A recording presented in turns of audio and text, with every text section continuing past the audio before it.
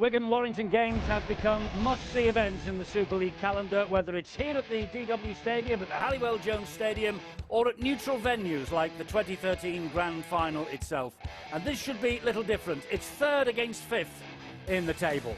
And that's a point we can confirm now. Leeds and St Helens meet tomorrow night at Langtree Park, so this could be a significant weekend moving forward. Sandwiched in between are the Salford Red Devils, who are involved in the best Challenge Cup tie of the weekend at Lyon Saturday. Castleford and Hull KR are level on points with the Wolves. Rovers, too, on cup duty this weekend. Cattle and Dragons complete the top 8. The fixtures then will see the champions against the current league leaders tomorrow at 8. And on Sunday, 2 more, Huddersfield against the Cattle and Dragons and Widnes against Castleford. They're both kicking off at 3 o'clock. The Super League games involving Salford, Hull KR and Wakefield all postponed from this weekend because those 4 teams all involved in their Challenge Cup ties.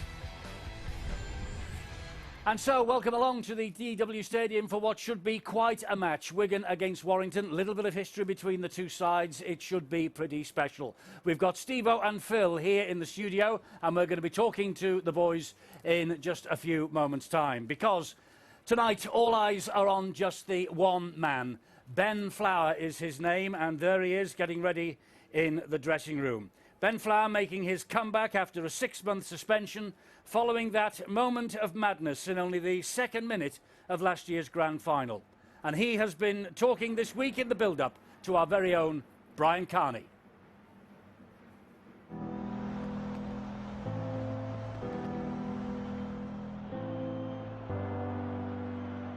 What on earth has he done?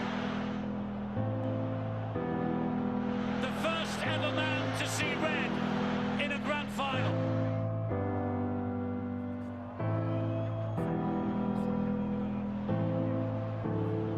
It's one of the worst things I've seen on a rugby field for a long time. Wigan Warriors prop Ben Flower, the first man to see red in a Super League Grand Final, has been handed down a record 6-month ban from Rugby League. We fully support their assessment of Saturday night's incident involving our player, Ben Flower. We will be making no appeal. Well, it's been 6 long months since the incident. Let's go back to October and the Grand Final and the incident that sparked the 6-month suspension. What thoughts were going through your head when the referee went into his pocket, took out the red card and ordered you from the field? All emotions, really. It was, you know, I think, you know, when I did the second incident, I'm just sort of waiting around. I knew the outcome was going to be a bad one, and I had no doubt that it was going to be a red card, and sort of just the thought at the time of letting the boys play in the rest of the game, pretty much a full game, with 12 men.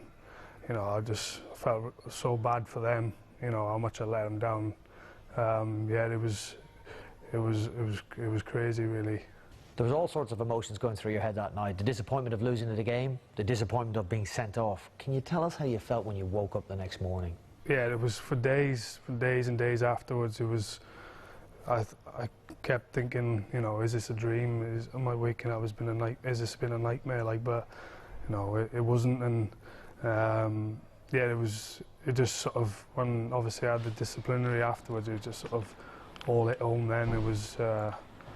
Yeah, I was disgraced, you know, for what I did. I want to talk to you now about the reaction of the players of Wigan. How did they react? I made sure I went up to every single player, face to face, and apologised to him for how much I'd let him down. And it was hard doing that, but I know I needed to do it because what I did was wrong, and I knew they deserved the apology that you know, from the incident. After the game, your incident was the most talked about event. What was the reaction of the St Helens fans to you when they met you? They've been real good, really. You know, I still get a few angry messages off people, but on the whole, the messages I've had off the Saints fans have been really nice and supportive. That situation on the night, it sort of took the hype off St Helens, and you know, and they deservedly went on and won it. And all they did was talk about my situation. It took away everything that, you know, that they did good on the night, and obviously they won it. And I feel a bit sorry for them for that, and obviously that's why fans were still sort of angry about it. And yeah, but they've been great with me, and it's been overwhelming, the support. Lance Ohio, have you apologised to him face to face? No, I haven't seen Lance to apologise to him face to face, but the night of the game, I got his number off one of the Saints boys I know, and I know I needed to message him just to apologise. So I didn't get anything back, but I wouldn't expect anything back because, you know, what I did to him was pretty bad. So yeah, it was just a message just to know that I've said sorry to him. And but you know, as soon as we play down in Saints, hopefully we can have a catch up after the game. How tough has it been for you going through pre-season knowing that you wouldn't be able to start the season on the field? It was tough knowing that I weren't allowed to play, but I had a knee operation a couple of days after grand final, which I was having anyway.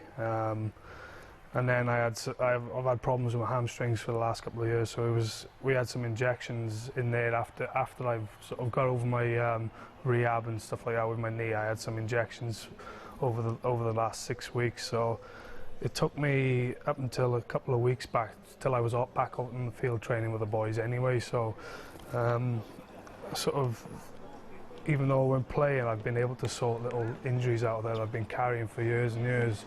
So sort of I've managed to do them and sort them out. So it's been, obviously watching the boys every week is the hardest part, and losing away from home. You know, we've lost I think every last 7 games on the trot away, every away game. Sorry, and yeah, it's hard watching them. As part of your rehabilitation with the Wigan club, you've been responsible for some community work. Tell us about that. Well, I had a disciplinary with Wigan, and part of that was to go down and work with the scholars down in Central Park, and that's been every Wednesday. And people think that that's a punishment, but I feel like I'm giving something back to the young boys that are coming through, and I've really enjoyed doing it as well. And this may be something that I'd look to do, you know, when I finish and go into coaching. So it's given me that's our first step on the ladder, and getting a good feel of it. Did you ever fear for your future at the club? Well, I knew sort of straight away that they were going to support me. So, and I feel like I've given enough to the club over the last few years with performance-wise and sort of my man management off the field. Ben, what have you learned from all of this? I think the biggest thing is obviously controlling yourself, you know, going into the games and stuff like that. And I know I haven't played yet, but I know myself. I'll never do anything like that again.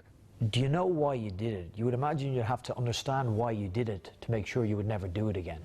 I think it was just the frustration, the build-up of the game. It was massive hype of the game. It was ready to go, and it was sort of, you know, one bounce of the ball and maybe could have scored a try, and it bounced the other way. I've knocked it on, and the incidents happened. So just a massive frustration all in one goal, and yeah, and exploded. It was just a mind explosion.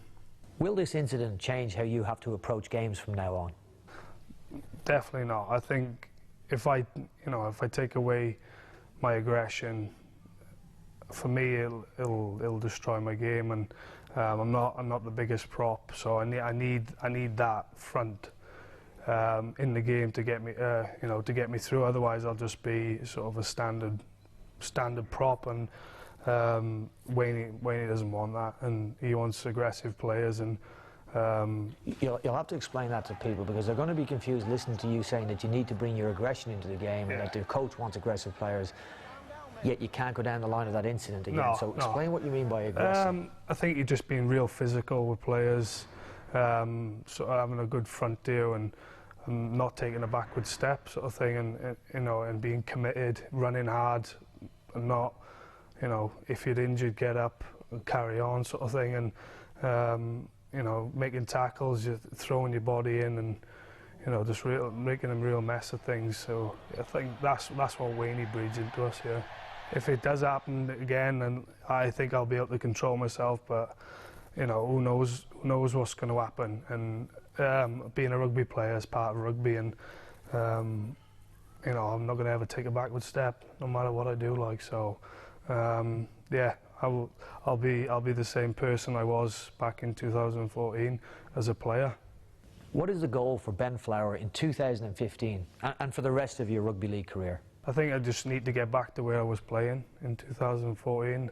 I had a good season, you know, and I think it's everybody's goal is to win trophies, and that's what hopefully we can do here at Wigan, and if I can help out as much as I can, because I know I owe the boys so much now, I'll be putting my body on the line for them every week. He's broken the line as Ben Flower. He scored as Ben Flower.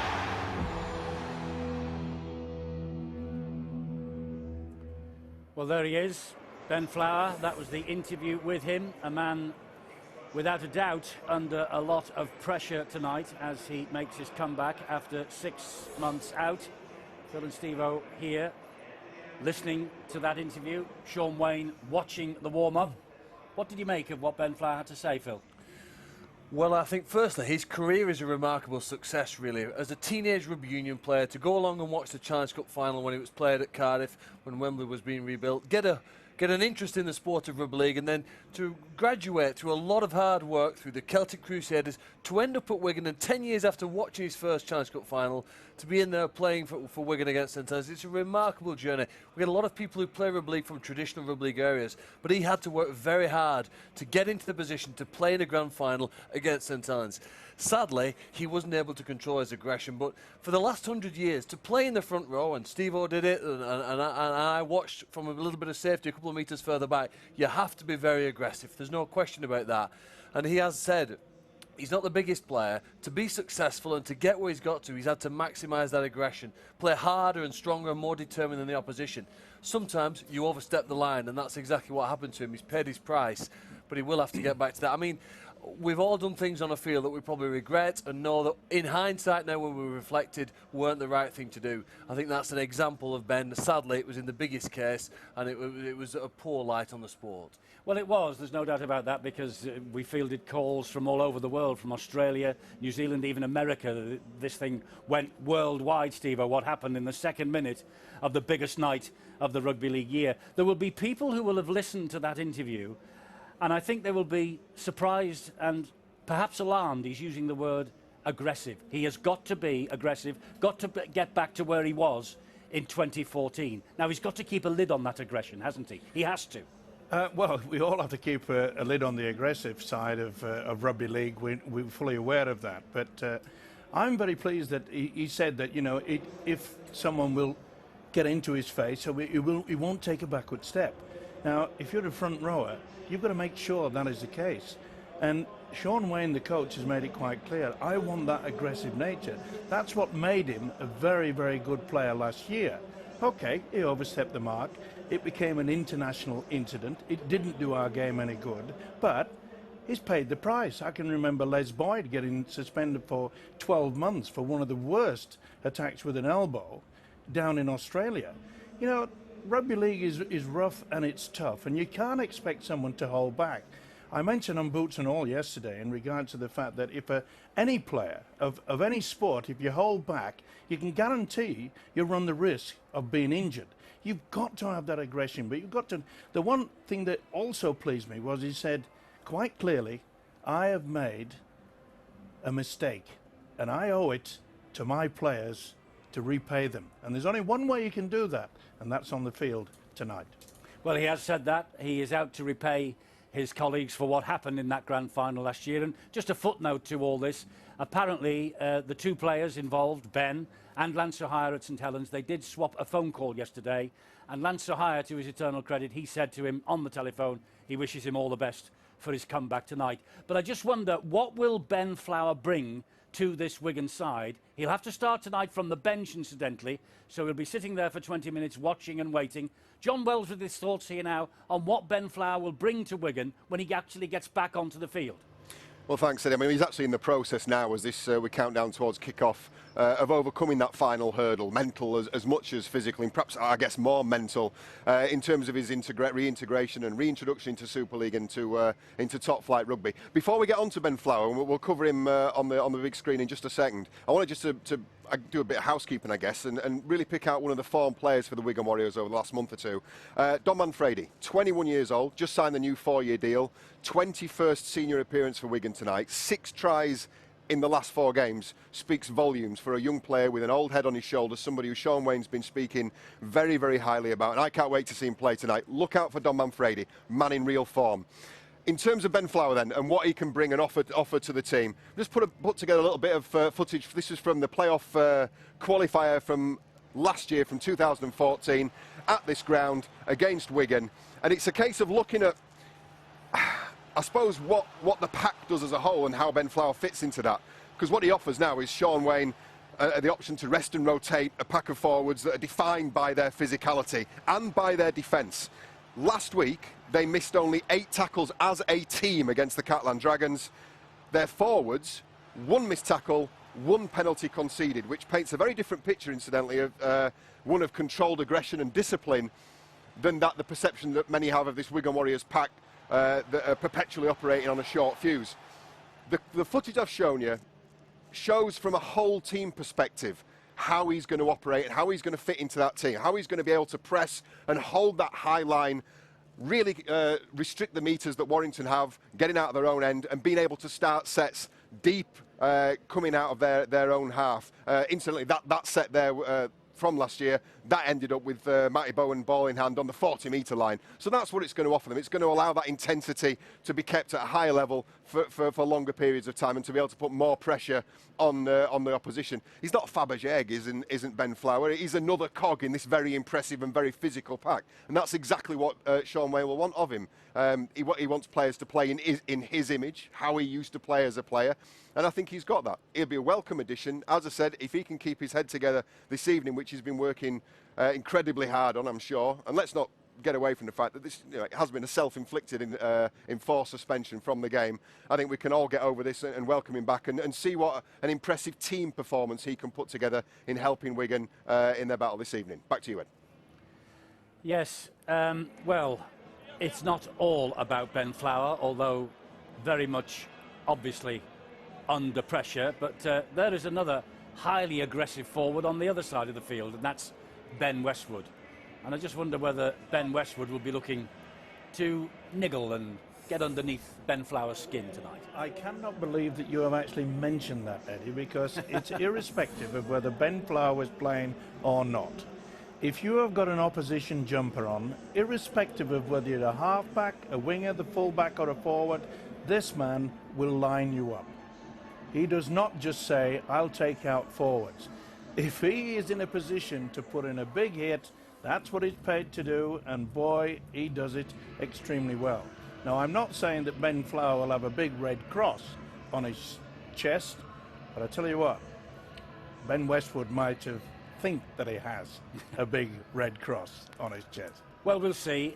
Let's hope it's not too aggressive, because these two sides traditionally have produced fantastic games for us every time we come here. Probably where the last two have gone into their last 60 seconds with the game still in the balance, and probably, I mean, last year's grand final had everything for a rugby league contest. But the game 1 week before here, when Wigan qualified, was almost as good. You know, 12-all, people forget, don't they, sport? Warrington almost went through to the grand final. Had their drop goal gone over with about 3 minutes to go, it would be the Wolves playing Saints in the final, and none of the talk would have ever happened about Wigan. They scored that remarkable try down the far side of the field. But Warrington were that far from being in the grand final themselves. And I think that most people think they've got no chance here tonight. I actually think Warrington may win this game, Eddie, primarily because they've proved already this season they're a good side. They've beaten Leeds at home. They've kept the Rhinos to just 6 points. When they try their best, I think this Warrington side still have it. They've just, I don't think, not applied themselves well enough in enough games. The support play hadn't been good enough, but Mile has returned and that provides tries for them. And I think the Wolves could get up and nick this one here. Well, we'll see. We're certainly going to see, Steve-O, the new breed for both Wigan and Warrington. Hampshire, Manfredi, for instance, on the Wigan side, and the likes of Toby King and Declan Patton, 2 teenagers for Warrington. You know, we're going to get a little glimpse of the future, but it's all about the present tonight. Yeah, it is, and I think that we talk about these youngsters, especially at Wigan. You know, Hampshire and George Williams have really, really come through.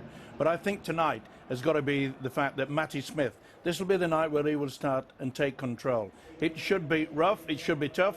It's a game of rugby league, and I hope it is, as long as it's fair and square.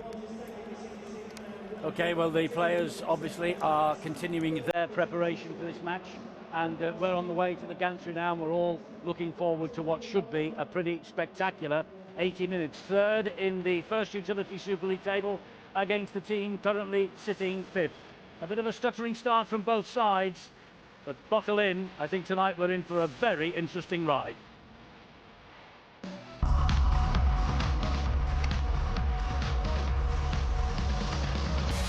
We've almost reached the halfway stage of the opening 23 rounds, and it was 2 years ago that Wigan met Warrington in the grand final. The 30 points to 16 win, the second leg of the League and Cup double. Tonight, all eyes are on one man, Ben Flower, as he comes back from that infamous moment 2 minutes into last year's Old Trafford showpiece against St Helens. A 6-month ban, and he hasn't played since. Coach Sean Wayne confident he'll put that behind him, and even though this is the busiest period of the season, their 4th game in a fortnight, he sees this as a real challenge and a workload they can deal with. Warrington's recent form has been worrying to say the least, but they ended their 4-game losing streak last weekend in the mismatch against Wakefield. But they've not won in 3 visits here, so the form of key men like Richie Myler will be crucial. His hat-trick of tries last week announced he is back in form. Yes, this should be a great game. Recently, Wigan-Warrington meetings have always been. It has all the ingredients of a special night. Ben Flower makes the comeback after 6 months on the sidelines. What a game to mark his return. Well, let's check out the way the two sides line up, shall we? Wigan have confirmed that Hampshire continues at fullback. Then it's Manfredi, Gelling, Sargentson and Burgess. Williams is alongside Matty Smith. And the forwards, Crosby, McAlorum and Mossop. Joel Tompkins, Farrell and Bateman, who returns from his one-match ban. And on the bench, there he is, number 10, Ben Flower, alongside Clubb, Tautai and Logan Tompkins. Now Warrington, and they are unchanged from last week's destruction of the Wildcats, which means it's Ratchford at fullback, Monaghan back on the wing, Bridge, Toby King and Ormsby. Declan Patton is alongside Richie Myler. And the forwards for the Wolves, Chris Hill, who captains the side, Mickey Hyam starts, Roy Asatazi completes the front row, Ben Curry and Ben Westwood in the second row, and Ben Harrison is the loose forward. And the bench occupied by the man of steel, Darryl Clark, Ashton Sims, James Laithwaite and Anthony England. So an eagerly awaited match this. It always is. Both sides, they bounced back from defeats on Easter Monday with emphatic home wins last weekend. Wigan, they kept the Catalan Dragons scoreless here on Sunday, 34 points to nil. The first time that they nilled the opposition since March 2013. And that, by the way, was also against the Dragons. The Warrington Wolves, 14 tries for them in the annihilation of Wakefield. It ended their first 4-match losing spell in 6 years and has breathed life back into their top 4 challenge. 80 points to nil, the all-time or equaling the all-time Super League record. Leeds 86, 6 against Huddersfield in 1999, emulated Bradford's 96-16 win against Salford in the year 2000. The last win for Wigan at Warrington, a 22-12 home win June 2013. Last win here, 22-20 in March 2012. Brett Hodgson's 5 goals, the deciding factor on that occasion. Who will have the ace in the pack tonight? Wigan in cherry and white, Warrington in primrose yellow and blue. A classic in the making. Certainly is, Eddie. I think everybody in rugby league land has been looking forward to this. Obviously, we have spotlighted the man that is returning after a 6-month suspension in Ben Flower. But I have to say that Warrington, after their demolition of Wakefield last week, will it lift their confidence? Will it really lift them enough? Or will what I created as a 7-a-side game, it was no more than a training run. The defence from Wakefield was absolutely shocking. It is going to be very difficult for Warrington to get into the swing of things. Well, the players of both sides lining up, and before the kick-off here in Wigan, the crowd will join in a minute's silence in memory of Miracle Godson, a 13-year-old schoolboy who was a member of the Wigan St Jude's amateur club in the town. He was also on the radar of Wigan Warriors and was being tipped for a bright future in the game. Miracle drowned in a quarry in Wigan last Friday, and there have been hundreds of tributes to the schoolboy during this past week. Our deepest condolences to the family and friends of a highly talented and special young man who will be remembered now in a minute's silence.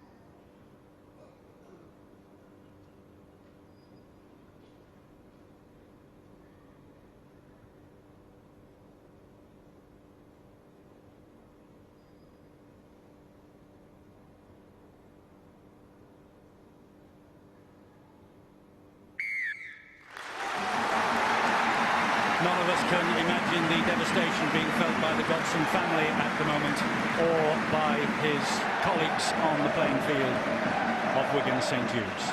Deepest condolences to all concerned. So Richard Silverwood is tonight's big match referee, and what a game he has to control here. The pitch, well, it's a lot better than it was when we were here for the Good Friday derby against St Helens, that's for sure. The groundsman has been working hard. The rains have dried up a little, certainly this week, and it's a perfect night for what should be a perfect game.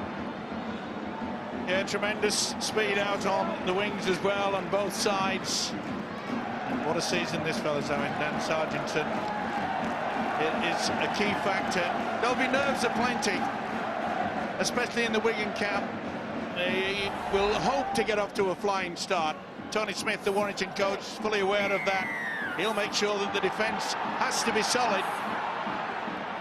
OK, we're underway, and Anthony Gelling takes the first kick-off straight into his arms, and it's a tremendous chase by the Warrington Wolves forwards, making sure that there was nowhere for him to go. This is Joel Tompkins now.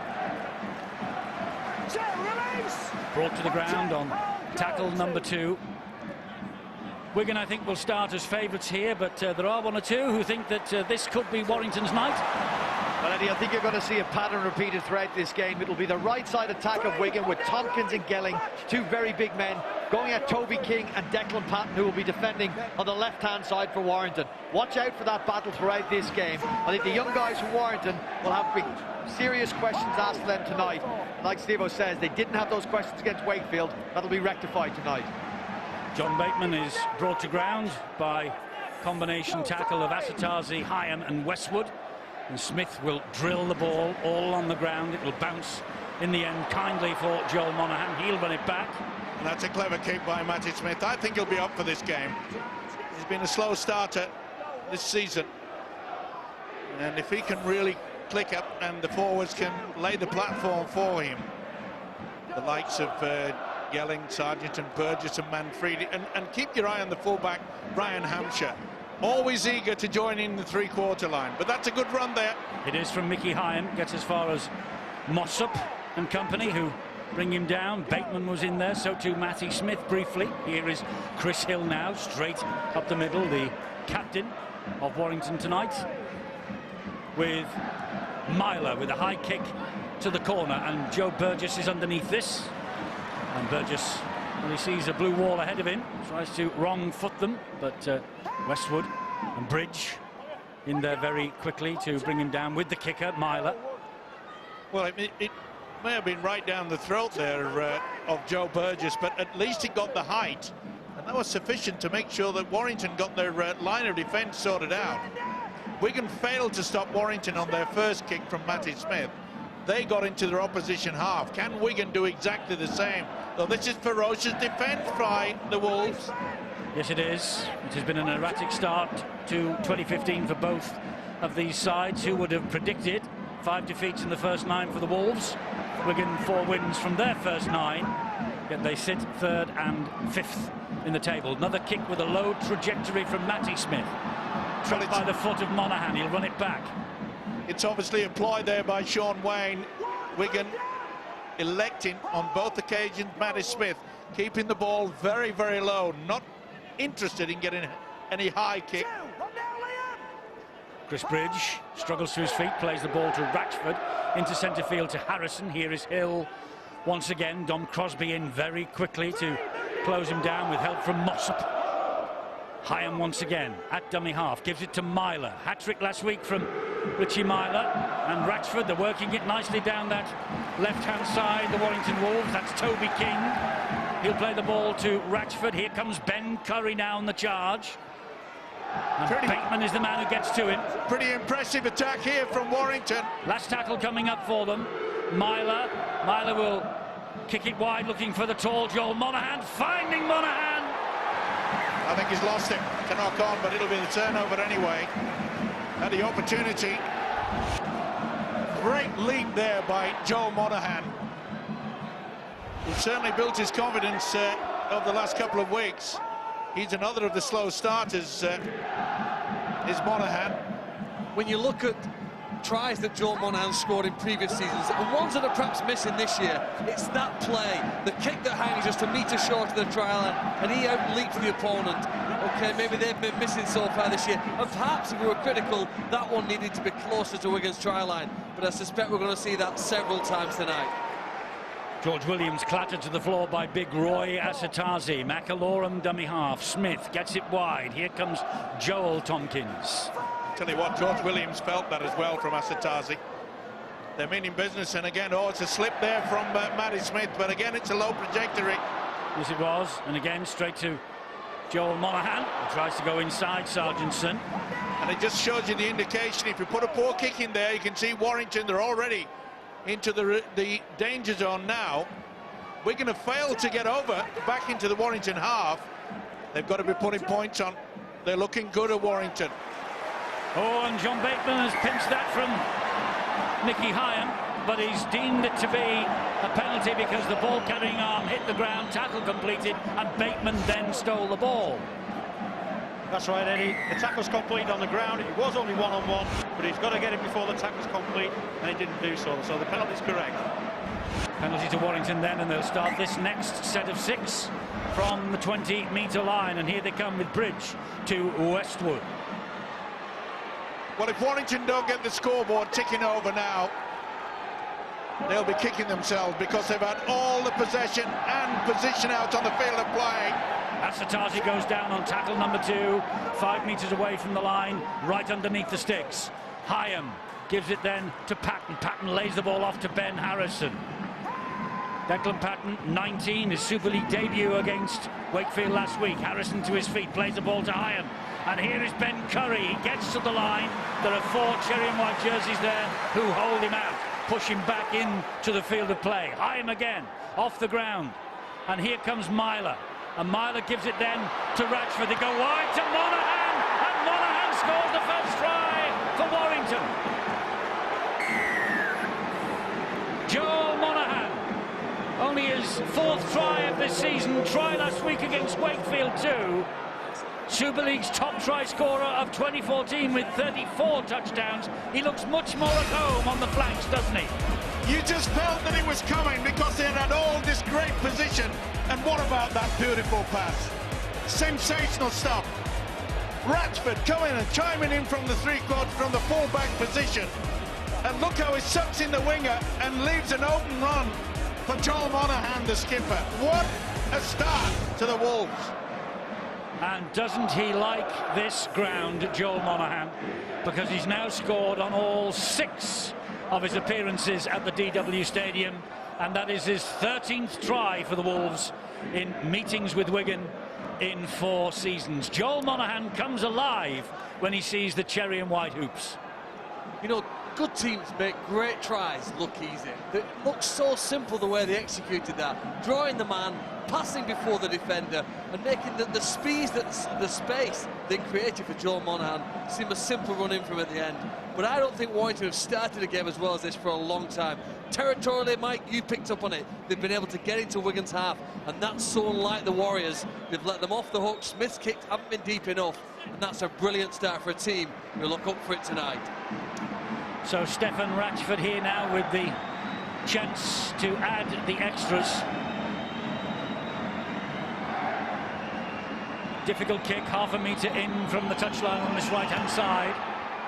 But Ratchford makes it look easy. And Warrington lead by 6 points to 0. Well, Joel Monaghan is a threat, Eddie. He's better off on the wing than in the centres. And this is why, as Phil Clark said, he's one of the best fielders of a high ball in the competition. But there's a great little play from Declan Patton on this occasion, pushing Chris Hill out of the way and allowing the ball get to Ratchford. Ratchford passed the ball 28 times last week against Wakefield. To give you an idea of what some other fullbacks in Super League were doing, they were passing the ball as few as 4 and 6 times in a game. So Ratchford, a ball player, on that occasion getting the ball to the right man at the right time. So here comes Asatazi straight from the kickoff. 8 minutes gone. Warrington are ahead by 6 points to 0. They've won just 1 of 4 away from home. This season they have lost the last 3, but they've got off to a tremendous start here tonight. And Hyan, these punishing runs from dummy half are having Wigan thinking and moving backwards. Yeah, I must say that Wigan's first and second mark are very, very slow to get themselves organised. And if they keep Warrington in their own half, this will be for the first time. Nearly every single kick, they've been able to do that, and they're going to get in the opposition half yet again, will they? No, they won't. Gene Ormsby is hounded down by Gelling and Tompkins. This must be a real worry for Sean Wayne, the Wigan coach. They're not moving up. The defence is not moving up for some unknown reason.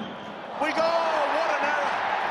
An error from Hampshire from a high hanging kick from Declan Patton. Well, that reminds me of the playoff game here when a high kick went up and Matt Bowen didn't take it. Warrington scored from it, you might recall. It was Gareth O'Brien on that occasion. Now Warrington get a second chance here to apply some real test of Wigan's defence. 6 plays inside your opponent's 20-metre zone. This is where most tries are scored from. And this is a brilliant opportunity for Warrington to capitalise on a great start. Well, he's waiting on the sideline, Ben Flower. When will Sean Wayne make the decision and pitch him back into the action? Well, it might be sooner than what you think, Eddie, because for some unknown reason, for the first time this season I've seen this Wigan out. They've gone on the blind side. That's great work from Hyan. But I'm just saying, for some unknown reason, Wigan's defence are hanging back. They're taking 2 steps forward and then saying, well, let's see what Warrington's doing. That's dangerous. Asatazi goes down. Sean Wayne concerned look on his face because Warrington again applying pressure to his defence. Packland, nice ball to Myler, and Myler then Westwood picks it up. Could have been slightly forward, got away with that one. And Chris Hill will drive the ball in. Right underneath the sticks again, the Warrington Wolves. 4 tackles gone. Hyan comes right this time. And Myler finds Bridge, and Bridge tries to go on his own, and Bridge goes on his own. And Chris Bridge will score the second try for the Warrington Wolves. A blistering start.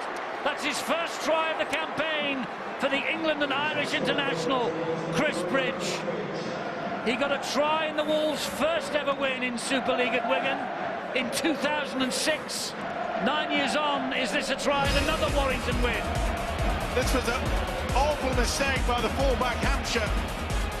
and it gave the Wolves a golden opportunity. And look, that defence yet again. Even though they had man-on-man marking, it wasn't as though they were sliding the defence about.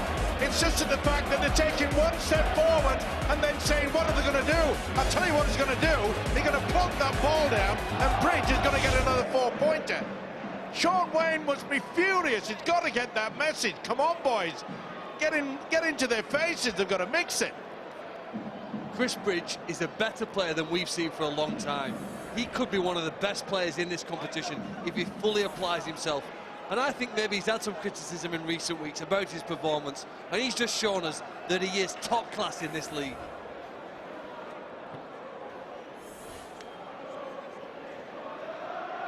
Well, the remarkable statistic that we're sitting on at the moment is that Warrington have now scored 90 unanswered points in their last 90 minutes of Super League action. And it could be 92 if Ratchford repeats the feat of a few minutes ago. This slightly easier because it's 5 metres in from the touch. And he's missed this one. 10-0. Well, Eddie, they had 2 chances to stop this try. Man-on-man, as Mike said. And Dan Sargentson got fended off by Chris Bridge. But Joe Burgess the onus is on him. When he gets beaten, when Sargentson gets beaten, Burgess has got to come in and clamp on the ball. You don't have to try and stop him. You won't stop him dead. He's probably going to go over the line. But you got to make sure you clamp on the ball and get your body between the ball and the try line. 2 opportunities for the Warriors to stop him, unable on both occasions. Well, the perfect start for the Wolves, this. Certainly is, Eddie, and all I can say is that, you know, this week, Sean Wayne, Wigan coach, has been saying, I want more aggression from Ben Flower when he comes on. I'll tell you what he wants to be saying. How about the 13 that's out there already?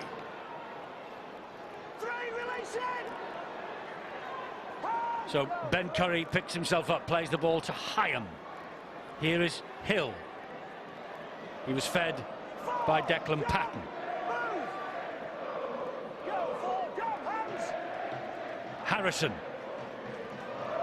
Harrison halted on the last tackle inside his own half for once. Myler with the kick, lower this time. And a good kick as well. As long as it hits terra firma, you've always got a good opportunity of there getting that line of defence. And there was not only just about 4 or 5, I counted 10. That's great defence.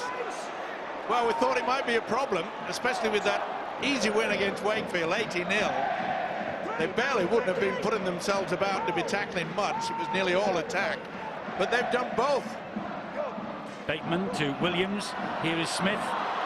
Wigan beginning the response with Hampshire. Plays the ball quickly. Joel Tompkins in there. Here is Matty Smith. Now then, this is a great run. This is more than a good run. It's Burgess, fed by Williams. Ball inside to Farrell. Great try. Great response from Wigan. Liam Farrell. Well, it could be special, I said at the start of the match, and it is proving special. Williams following up, taking the pass from Joe Burgess, then finding Liam Farrell, and Farrell going over the line, the England international on his 24th consecutive appearance. Well, the first time in their set of 6 they've got into the opposition half, and Williams has shown the brilliant little dummy. Kept his cool, out to the winger, back on the inside. Farrell read it to perfection. Well, they needed something, and boy, it's a classic try. Tremendous stuff from Williams. Not only a little shuffle, but in and out, just absolutely left Chris Bridge. What a response. Yes, they needed it, Wigan. They were on the ropes, but that will reinvigorate them, the Liam Farrell try. And now can Matty Smith add the extras. He has given way to Hampshire, Ryan Hampshire that is, for the goal-kicking duties lately following the Good Friday win against St Helens. But Ryan Hampshire himself just kicked 1 from 8 last week against the Catalan Dragons, so the job goes back to Matty Smith tonight. This to reduce the arrears to 4 points. And he just scrapes it inside the far post. Wigan 6, Warrington 10. It's a great start to the match. Well, I suppose one of the tests that every team has when they play against Wigan is the defence out wide. Richard Myler here gets up quickly on the opposition, but gets up too quickly for his teammate, Chris Bridge. And Williams is able to exploit that gap in the line to break through the defence without having to beat a man. Well, that was a little bit too easy, albeit a brilliant pass at the very end. I think Phil is probably guilty, Richie Myler, of seeing this play being run by Wigan week after week after week and anticipating. He gets lured right in then. He thinks the ball is going to Liam Farrell on the first occasion, jumps out of the line, leaves a huge dogleg between himself and Chris Bridge, and George Williams was able to exploit that. You've got to be patient, let the play unfold, and then make your defensive decision. Wigan in possession with Lee Mossop, and we're hearing news from the Wigan camp, by the way, that there will be a major announcement to the crowd here on the big screen and on the field during half-time. So there is something to stick around for during the half-time break. There's something to stick around for, because this is boiling up into quite a match. And down the line goes Joe Burgess. And the ball inside to Ryan Hampshire. Wigan on the level.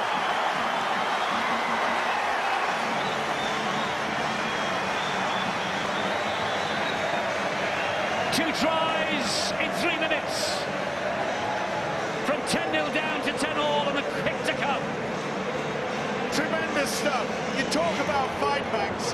I was just about to mention, when I was watching the way that the little shuffle and the dummy, the way that George Williams went through to create the Farrell try, it reminded me of the great standoff Davy Bolton. And this is just as good. Oh, tremendous. He wasn't the best pass, but what about the way that Farrell got the ball on the inside? You talk about speed. Joe Burgess, fullback, Hampshire. Hey, listen, we may have been 10 points down. This is Wigan.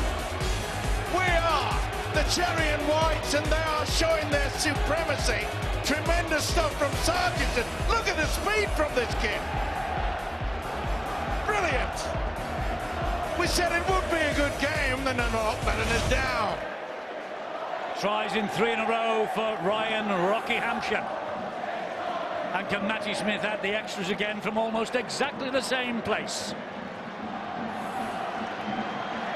They were 10 down, this for 12-10 lead. 12-10 it is. Fight back complete. Well, in the old days, wingers just used to have to score tries. Now they have to lay on the final passes for them. A brilliant rugby league try here. Look, forwards passing to create the space, and then when they have that chance, it's that acceleration, initially here from Burgess, and then Ryan Hampshire, one of the fittest and most athletic players in the Wigan squad, backing up with wonderful stamina and speed to make sure that it was a second quick try for the Warriors. Yes, Ryan Hampshire, full-back in the last 4. They're keeping Matty Bowen out of the side. And a very important try, and Wigan lead after being 10 down. 17, nearly 18 minutes gone. Yeah, that's a concern. The manner in which that try was scored, Eddie, will be a huge concern for Tony Smith. Wigan last week against the Catalan Dragons scored 2 tries off scrums. Plenty of space on the field, they're able to shift the ball, even without a numerical advantage, they're able to get across the line. On that occasion, they really stretched Warrington out on their right-hand side and made him look pretty ordinary in defence. Well, Tony Clubb is the first forward change made by Sean Wayne, and he has been given the penalty because Ben Westwood and Ben Harrison are all over him. Ben Westwood declaring his innocence. Yeah, a bit of a facial going on there. A high tackle, says the referee. Certainly made contact, that is, and Clubb didn't like it. Well, what a turnaround. Here I was complaining about the shabbiness of this Wigan defence, and then all of a sudden Warrington have taken a leaf out of their book. Well, they've won the last 11 home Super League fixtures, Wigan, stretching back to last June. But they failed to win any of their last 8 away games, and here is a second penalty on Tony Clubb in quick succession. Well, Mickey Hyam says that he didn't hear him. And he went and appealed to the official, Richard Silver, but he said, I'm sorry, I couldn't hear you. I think there has to be some onus on the players, knowing that when a tackle is complete, they can't just rely on the referee telling them every time. This is Anthony Gelling. Ashton Sims out on the field now for the Wolves. McIlaurin. Here comes Tony Clubb again. 3 bring him down, but they're inching towards that Warrington line with McIlaurin from dummy half. He gave the short pass. And Bateman plays it to McIlaurin again. This is Matty Smith trying to slide the kick through. Chris Hill did really well. Yeah, a bit disappointed with that, Matty Smith. He was a real bit congested down on the right-hand side. Not the best attempt to get that kick away. Good work by the prop forward. I think, Eddie, one of the reasons why we've had over 20 points in the first 20 minutes is because of the speed of the play of the ball. It's a bit quicker than we've sometimes had. That's great, really. It's going to give us more entertainment and hopefully more rugby. Yes, midway through this first half. And Myler gets it away to Westwood. He just brushes Sargentson aside, but then, look, 3 reinforcements come in to bring Ben Westwood to ground. Isn't it amazing?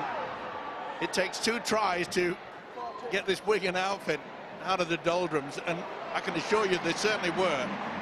That's a great kick. That's a tremendous kick from Ratchford, as it turns out. Hampshire picks it up on his own line. Oh, and then back goes Manfredi, loses a couple of metres in the tackle. I got the impression when Hampshire got that ball, he looked at Manfredi and said, "You're bigger than me, you can take it up." Tell you what, Wigan are not shy of giving the ball some air close to their own posts. That's the second time they've passed in front of their own posts, fully 20-25 metres. Burgess goes down, tackle number 3. Ball is played. McIlaurin scampers away. Bateman takes it over.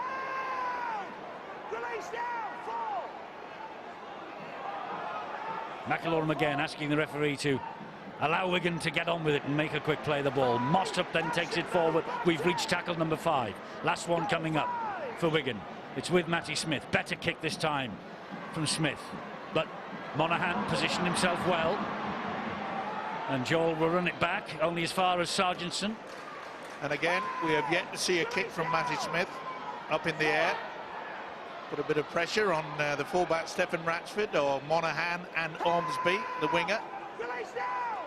Ratchford plays the ball to Myler. Great stuff. And Clubb could not touch him then because he was stood in an offside position. Referee called him out. The only problem for Warrington's case is the fact that when Myler made that little ding forward, no one realised it. He was lacking support.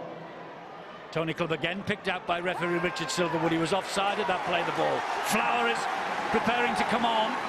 We've already got the man of steel on for Warrington, by the way, Darrell Clark. This ball is hoisted down the left-hand side and is claimed brilliantly by Manfredi out on that right-hand wing. Gelling will take it forward. Yeah, good run from the centre. Ben Flowers' 6 months of agony is about to come to an end. That was a great take by Manfredi, but also the run from Gelling. Listen to the crowd. They were very silent in the opening few minutes, and here they come. This is for Ben Flower. Well, they're on their feet, the Wigan supporters. They welcome Ben Flower back to the fold. And Harrison did not miss him. And that was his first touch and his first tackle back in the first Utility Super League. And he would have expected nothing less. Brilliant take by Ormsby, by the way. That's the first high kick we've seen from Wigan. Ormsby, good position though. Tell you, I wouldn't want to be Ben Flower's lungs in about 5 minutes' time. You do all the training you want. He's come out into a game where his team are just 2 points in front against a team that are stretching him all over the field. And here goes Ratchford.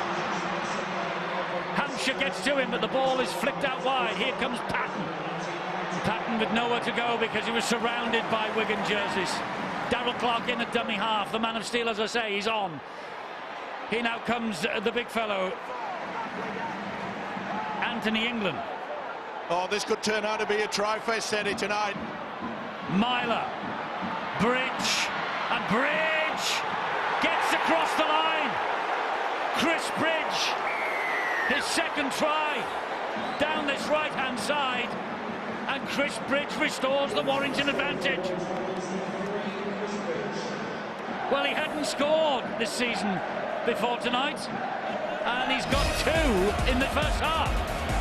Yeah, quick play the ball, and again, I'm afraid Wigan have just gone on to that. Let's wait and see what they're going to do, and Bridge for the second time says, I'll show you. Look at this, they're not moving forward again. They've taken the lead, they were leading 12-10, and all of a sudden Bridge says, well, we'll get back, and now we're 2 points in front with the extras to come. Well, there's a familiar pattern to the tries that we're seeing scored from both sides. And maybe the winner tonight will be the side who can fix their problems on the go. That isn't easy in the heat and speed of a game of rugby league. But both of them are aware that on this side, Dan Sargentson needs some help to stop Chris Bridge. And when Wigan spread the ball, well, somehow Warrington's communication has to be better in defence. There's a huge problem for Joe Burgess because he knows Chris Bridge has the ability to tuck the ball and flick it. The minute the winger, the opposition winger, in this case would be Joe Burgess, comes in to close him down, Bridge can slip the ball away to his wingman, Joel Monaghan. So Joe Burgess is caught between a rock and a hard place. Does he come in or does he stay out and mark Joel Monaghan? Chris Bridge on the first occasion went straight over. Burgess came in, didn't get a clamp on the ball. On that occasion, he decided to stay back, mark his man Joel Monaghan, but it was a wrong decision. He needed to go in and close Bridge down. I think Bridge is going to have a bit of fun tonight if this keeps up. Well, Stephen Ratchford, he knows the roadmap from this side of the field with these conversions, that's for sure. All three have come from virtually exactly the same spot. He's scored with one, he's missed with the other. What will he do with this?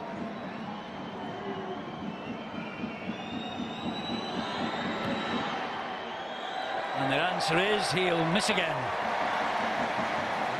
And that could be vital. Those two misses, because it looks as though we're set for this ball to be coming around all the time, and he sort of slipped at the vital moment. That didn't help, and you could see, I suppose, like a golf shot, he pulled it, Eddie. Can't remember what a golf shot looks like, Steve-O. Yeah, I'd forgotten I've played with you. Wasn't the Masters good last weekend? Tremendous. And this is just as good. It's exciting. It looked as though it was going to be one-way traffic. As I said before, don't go away. There's plenty more to come. England picks himself up and plays the ball to Clark. Here is Westwood. 26 minutes gone. Warrington ahead by 14 points to 12. That isn't spectacular, but it's very impressive. To make 15 metres as Ben Westwood did there in the heart of the Wigan defence. That's offload from Warrington. They're strong at present. That's spectacular. That offload from Ben Harrison to Darrell Clark was tremendous. Clark plays the ball. Myler. Here's Westwood again, doing the hard yards as always for Warrington. Clark to Myler. Oh, he's trapped his Myler. He managed to get the ball away though to Monaghan. They quickly shift it to Ratchford. It's the last. It goes high off the boot of Joel Monaghan, pouched by Manfredi. Great positional play as well by Don Manfredi. Oh, nearly lost it there. He was at the other end of the field. Basically, your side have got to get forward, get up to the halfway line if possible. And Westwood did remarkably well here with 3 Wigan defenders on him. Gelling for Wigan. Oh, and there was a chance there, a possible steal by Declan Patton, and now he's given away the penalty. He's confident, isn't he, Declan? 19 years of age. Standoff in the under-19s grand final loss to Wigan last season, so he'll want to try and redress the balance of it. Very skillful player, Eddie. He will, as he gets into the weights and becomes a full-time professional for a longer period, he will bulk up, no doubt about that, but considered a very skillful attacking player. And nights like this is when you really learn your trade and you go up to the next level as a player. They have high hopes for him at Warrington. Yes, I bet they do. He has looked pretty good. That'll be a knock-on. No, it was flicked backwards actually by Flower, and it's a 0. Anyway, it's a free play, says the referee. So here come Warrington now trying to take advantage of that mistake by Flower. For one awful moment there, it looked as though John Bateman was going to come in very, very late into the tackle. He realised just at the last moment. There you see him, he pulled out of it. Messing around. Well, I think the penalty again was just crowding the player and not letting him play the ball quick. I think Richard Silverwood's making his intentions clear, so it is a quick game. Yes, he is making his intentions clear, and he is giving us a quick game. 26 points scored 28.5 minutes on the watch. And that's coming about by Silverwood, the official, making sure they're getting back the full 10. Sims will play it to Clark. Into centre field to Patton. Patton then leaves it to Harrison. Will they work that short blind side on that left? No, they're coming back this way, Mike. They are with England up the middle. And this is Myler. And Myler tried to go round one and almost does. Ratchford is waiting. Quick play the ball. Ratchford! Oh, if he hadn't slipped then, he might have been across. Yeah, he caught them out. He caught them napping, but he just slipped at the vital moment. Myler dabs the ball into the in-goal area, and that is too long. Well, he was aiming at the pads. Well, Ratchford, he slipped as he made the conversion, and he slipped as the try line was beckoning, and here comes Matty Smith in response. Oh, he said this would be a great game. It's a cracker. It's all you would wish for. Third v fifth in the first utility Super League. Two sides with eyes firmly on the top four come the end of the season, and thinking that they might be going to Old Trafford again. And why shouldn't they think that they're going there? Because Wigan have contested the last two and Warrington 2 of the last 3. Sargentson, brought down by Myler's challenge. Burgess. Here's George Williams. Steps inside, gives it to Fowler. Here come Wigan. Tautai, Smith, low to Tompkins. Tompkins gets it wide to Gelling. Gelling, brilliant pass. Tompkins, brilliant pass. Manfredi. You don't get much better than that. That's sensational. You're spot on, Eddie. Boy, oh boy, how on earth did he pop that ball up? You'll struggle to see a ball moved across a rugby field better than that, and a try finished better than that. That's spectacular play by the Wigan Warriors. This is incredible. Keep it alive, that's what they did. The big fella did it, then straight through. But keep your eye on the last one. He was good enough from Gelling, and then from the second rower. Oh, outstanding. How did Joel Tompkins get the ball away for Manfredi to finish it off? We said we were in for a try-fest. Oh, I've run out of fingers. Well, we're going to have the two tall twins, don't they, playing on the right. Tompkins and Gelling, both giants. And with us height, they've also got the big hands. The hands that have led on to a wonderful try here. Look, the first one, he takes some risk, Anthony Gelling. At times it pays off, sometimes it doesn't. But it's certainly added to a spectacular score on that occasion. Well, Manfredi is in the side for the injured Josh Charnley. I was talking to Josh just before the kick-off. He said he should be fit in the next week or so. But the way that Manfredi is playing at the moment, will Josh Charnley get back in the side? Because he's got 7 tries in his last 5, this young fellow, Dom Manfredi. Out on loan at Workington this year. 11 tries from 14 for Wigan last year, and a former Lee Miners player in the amateur ranks. And with the Challenge Cup weekend looming, Lee Miners have a big date with York on Sunday, the day after Lee have taken on Salford live on Sky Sports on Saturday. Matty Smith trying to add the extras, misses. For years there's been an almost robotic structure to Wigan's attack. It's been second-man play for second-man play. It's been copied throughout the Super League, and it's been somewhat boring for people watching attacking rugby league. On that occasion, they just went forward. Just play the ball, play what's in front of you, pass to a man in a better position than you, and they scored a try in the corner. Marvellous, marvellous attacking play. It certainly was. The build-up, as you say, Brian, was outstanding, but I am still shaking my head. How on earth did Joel Tompkins keep control of that ball one-handed? Boy, he must have a hand as big as a gorilla. Ratchford restarts then. Gelling underneath it. Taluma Tautai will drive it forward again for the Warriors. Look at that. What a brilliant pass.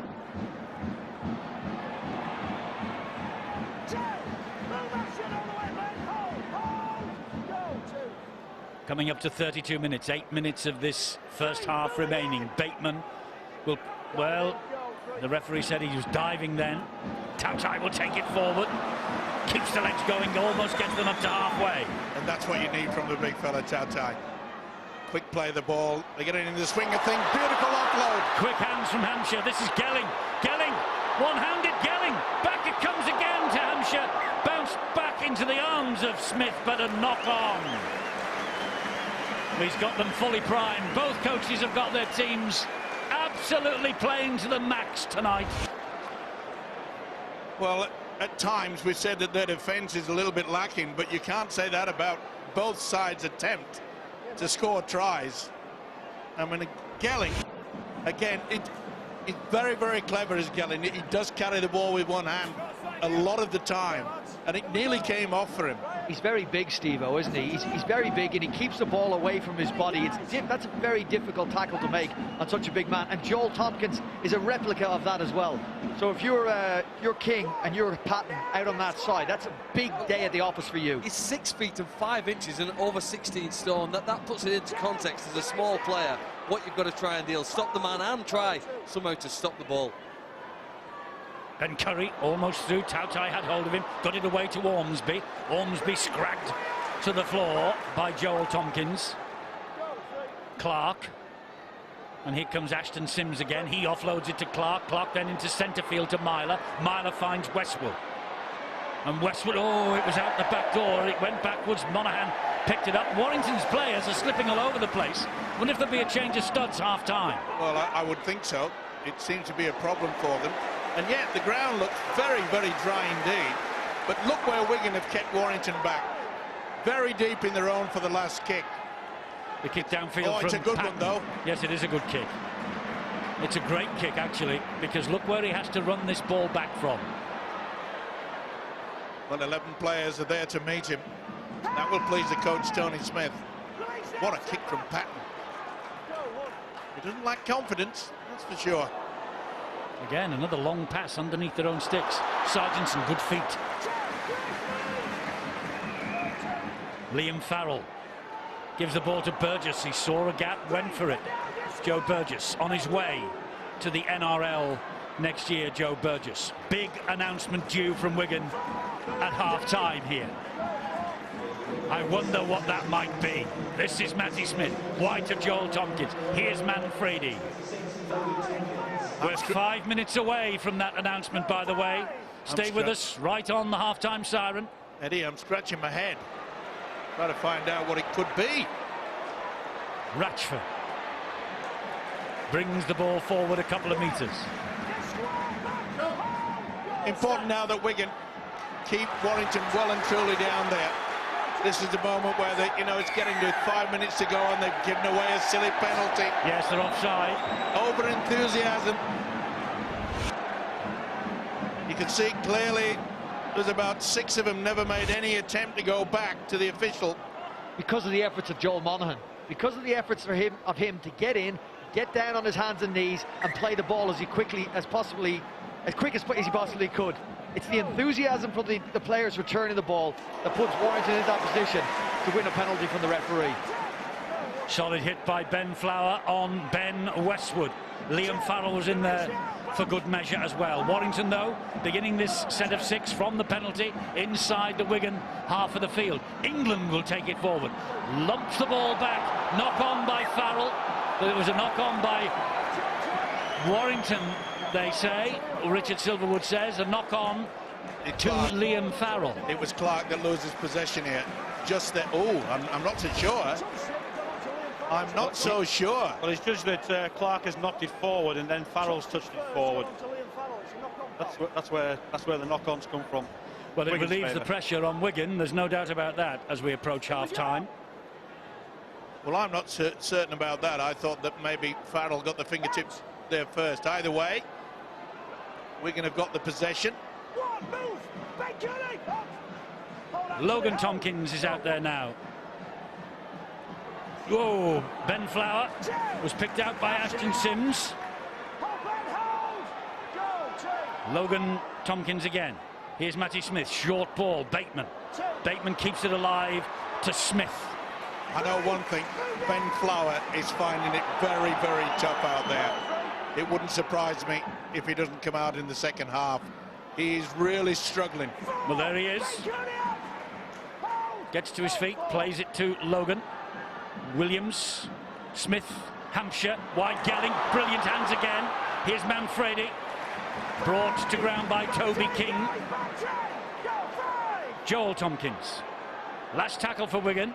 Matty Smith, crossfield kick. Looking for Burgess, it went through his hands. That'll be the turnover. Not a bad option, though. Well, 2.5 minutes to the break. Warrington will have a chance to get up the other end. Yeah, it came off Joe Burgess quite clearly there. But the confidence, I mean, the kick from Matty Smith, who's struggled a bit in the early part with that kicking game, but now he's getting it spot on. And the one thing that Wigan have upped the tempo on is their defence. Darrell Clark. Ashton Sims into the chest of Liam Farrell. Wait for the go! Wait! Go! Darrell Clark. Low to Myler. Laithwaite. And what a difference. See the Wigan defence moving up out wide very quickly, something they failed to do early in the game. They were taking steps forward and then hanging back. Oh, here's another penalty for Warrington as we have 1.5 minutes remaining. And the leg pull did not go down well with the referee. Richard Silverwood quick to blow the penalty, so here comes a last-minute chance for the Warrington Wolves. Trailing 16-14.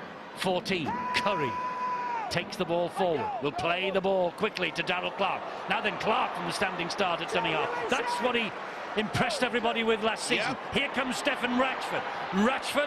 Ratchford still getting to the line and hauled back. This is where Clark should go on his own again. And Clark gets it off the ground, gives it to Patton then to Sims. Then England, now Myler. Wigan muscling up in defence. 4 tackles gone, 40 seconds remaining to the half-time siren. Laithwaite.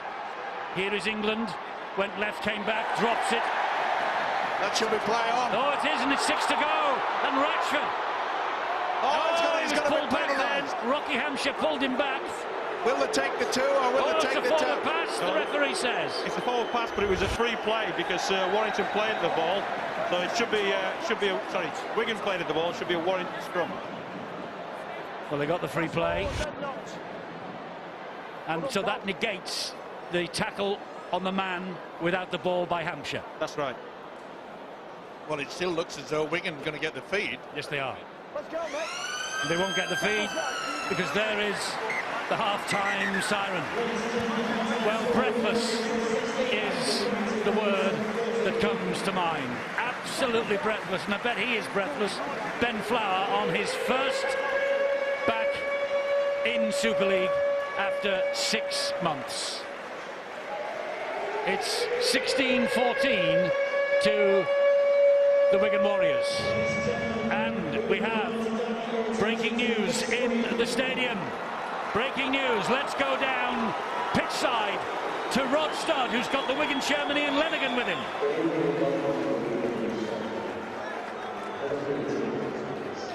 We know that we have a strategy in developing our ground players. Similarly, we know that we have a strategy that sets for those players in the fans. We want them to attract to play or how to play rugby league that we won't stop them from taking the opportunity. Ian, the crowd here at the DW Stadium are hearing your announcement about the return of Sam Tompkins to the Wigan Warriors. Just tell us how excited you are to make that announcement here tonight. Absolutely delighted. Sam's a special player. He's already done well in his first year in the NRL. I think he'll have a good year this second year. You can't miss the opportunity to bring a player like Sam Tompkins back to Super League.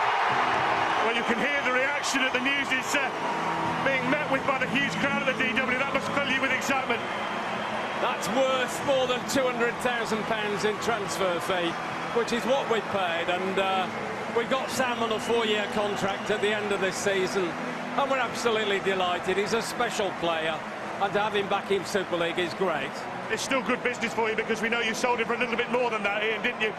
What was the key factor for Mio to get him back here? Why did he want to come back here? Because he's had other offers, we know that.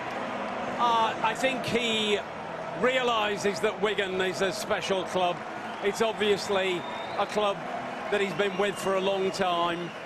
He's enjoyed his time in New Zealand, and the Warriors have done well by him. But because he wanted to come back and play, he wanted to play with his brothers. Joel coming back, I think, is significant, and Logan playing as well. But I think there's something special about playing at Wigan if you're a Wiganer, and that's what Sam is. Well, thanks for bringing us the news and talking to us about it, Ian. I hope you enjoyed the second half of what's a thrilling game, all told as well, isn't it? A very good game indeed, but even better with Sam with us. Thanks, Ian. Appreciate it. Cheers. So there we go. We know that this man, Sam Tomkins, talking to the crowd on a link from Auckland. We know that he will be back in Super League at the start of next season. An exciting night for Wigan Warriors, an exciting night for the first utility Super League. One of our favourite sons is coming home. Sam Tomkins is on his way back to Wigan, and Wigan lead here against the Warrington Wolves. Well, we have a pretty special Super League Thursday, and we haven't got a bad Friday or Saturday either. Saints Leeds tomorrow, 7:30 here on Sky Sports 3. On Saturday, the road to Wembley begins for Salford, maybe, if they can get over the top of Lee. Lee against Salford is live on Sky Sports 1 at 2:30 in the Ladbroke Challenge Cup. Here in the first utility Super League, Wigan are ahead by 16 points to 14. The ground is buzzing with the news that Sam Tomkins returns to the Super League, and he returns to the Wigan Warriors for the 2016 season and beyond. 4-year deal, a £200,000 transfer fee having been paid to the New Zealand Warriors, and you heard the news exclusively here on our programme this evening. So 16-14, we have a match that's underway though, and Sean Wayne knows just how important this game is, as well as all the other distractions. Ben Flower's return, the return of Sam Tomkins, and he's giving it to his players, isn't he? In the other dressing room, Tony Smith trying to rally his troops after a breathtaking start. They led 10-0 at the break, they trail. But what a fabulous game for the armchair viewers and the crowd inside the DW Stadium. Brian and John. When I came down at half-time, Eddie, John Wells says, where's that been all season? He's absolutely right. There should be two coaches very proud of their players and the performance they put in for the first 40 minutes. Going into this game, I thought there would be a right-side attack that would dominate the start of the game. I thought it would be Wigan's right-side attack. Flip side, it was actually Warrington's. Yeah, not so. Warrington were getting on top, weren't they, before they struck the first blow. Just one thing, I did think they were slightly hard done to in setting up the final position, because I think at this point here, Bateman's actually got the ball. That's a clean one-on-one strip, but nonetheless, I think Warrington were on top anyway at those stages. Who's to say the opportunity wouldn't have come a couple of minutes later anyway? This is the opportunity. Patten to Myler to Ratchford, a familiar pattern for the first couple of minutes, and what a ball from I like Ratchford. Patten getting rid of Hill on that occasion as well, dominating the play. That's good to see from the 19-year-old. And then again, they struck again within a couple of minutes. You've got to say, at this point, Burgess, we know that Bridge has got that in him, that step into out. He was providing Sargents with all kinds of problems. But Burgess has got to clamp that ball. Bridge actually does quite a good job. He lifts the ball over the top of the initial tackle. Two tries that have come quite easy, reasonably easy for Warrington early on. 10-0 start after 10 minutes for the Warrington Wolves, all looking good. Then we saw Joe Burgess involved heavily in two tries that brought the home side right back into it. The Wigan response, they got themselves together. Farrell's Great trying... attack or poor defence here? A little bit of both. I think the defence, you can see when you have a good attacking setup, you can see what that does to a defence. Better on the second clip. I'll run through the first clip first. This was Burgess. Wonderful pass when he got on the outside. Myler's the man that Phil Clark picked up. He got out of the line and he'd actually preempted this the ball here. George Williams going to the line, and then the short ball to Farrell. That doesn't come, and Myler gets himself between two stools there. Opens the gap up for Williams. Remember that gap from Williams. He's a natural rugby player, and this, speaking as a winger who couldn't pass, is wonderful. To be able to execute that at full pace, it's a very rare skill, that. 10-6, 3 minutes later, again, Wigan Warriors on the scoreboard. And this is what I'm talking about. This is what a good setup does. All these people here, all that setup, all these options. Look at what they... Keep your eyes on the Warrington defenders now. Slowly but surely, concertina in, crabbing in, and that's how they get the overlap.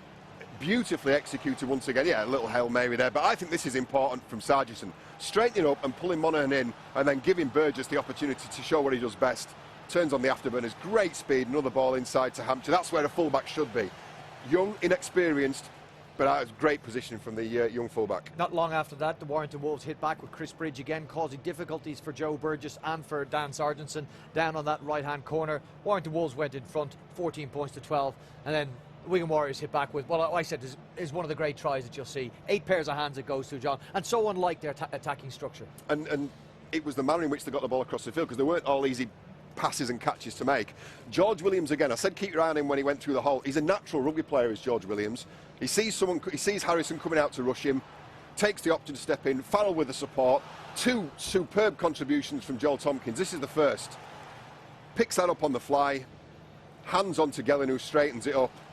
And I think what Steve-O said in commentary, hands the size of a gorilla. Not a gorilla's hands, the size of an actual gorilla. Brilliant, superb, well finished, and Manfredi, we told you to watch out for him. What a player. Before we throw back, we got another 40 minutes of this exciting entertainment to come. I'll just get your thoughts on the Sam Tompkins news. Shave the beard, that's the #1 priority. Great addition. Glad to see him back, yeah. Glad to see him back in the competition, Super League. Okay, that's next year, Eddie. We got another 40 minutes of top quality Super League action ahead of us here at the DW Stadium. Yes, we have indeed, and well, Sam Tompkins' return will be covered on Sky Sports News HQ. They are having a live interview with Sam direct from Auckland this evening. So that's the place to catch that if you want to hear Sam talking about the move back here to the DW Stadium. But don't go too far away, because this is a special game. And at the moment, Wigan are edging it and having a very good night.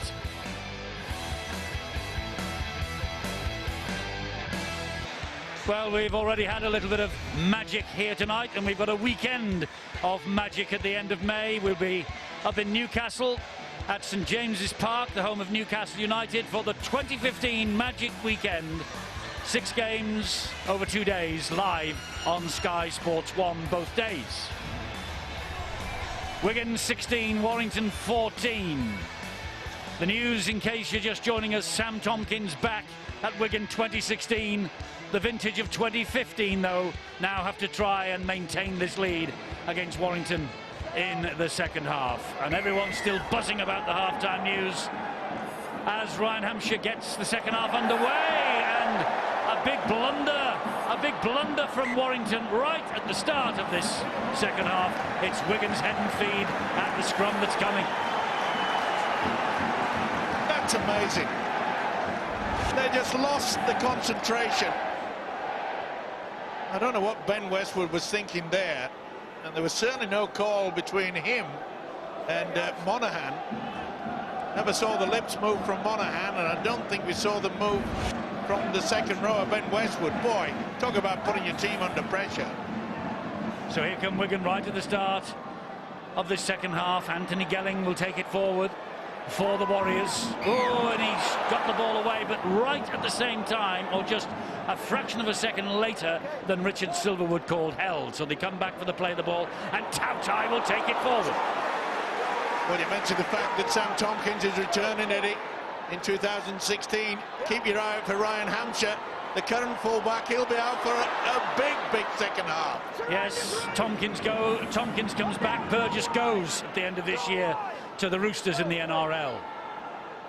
Here is Sargison. And he will pick himself up and play the ball to Logan Tompkins. Williams. Smith had to stretch for it.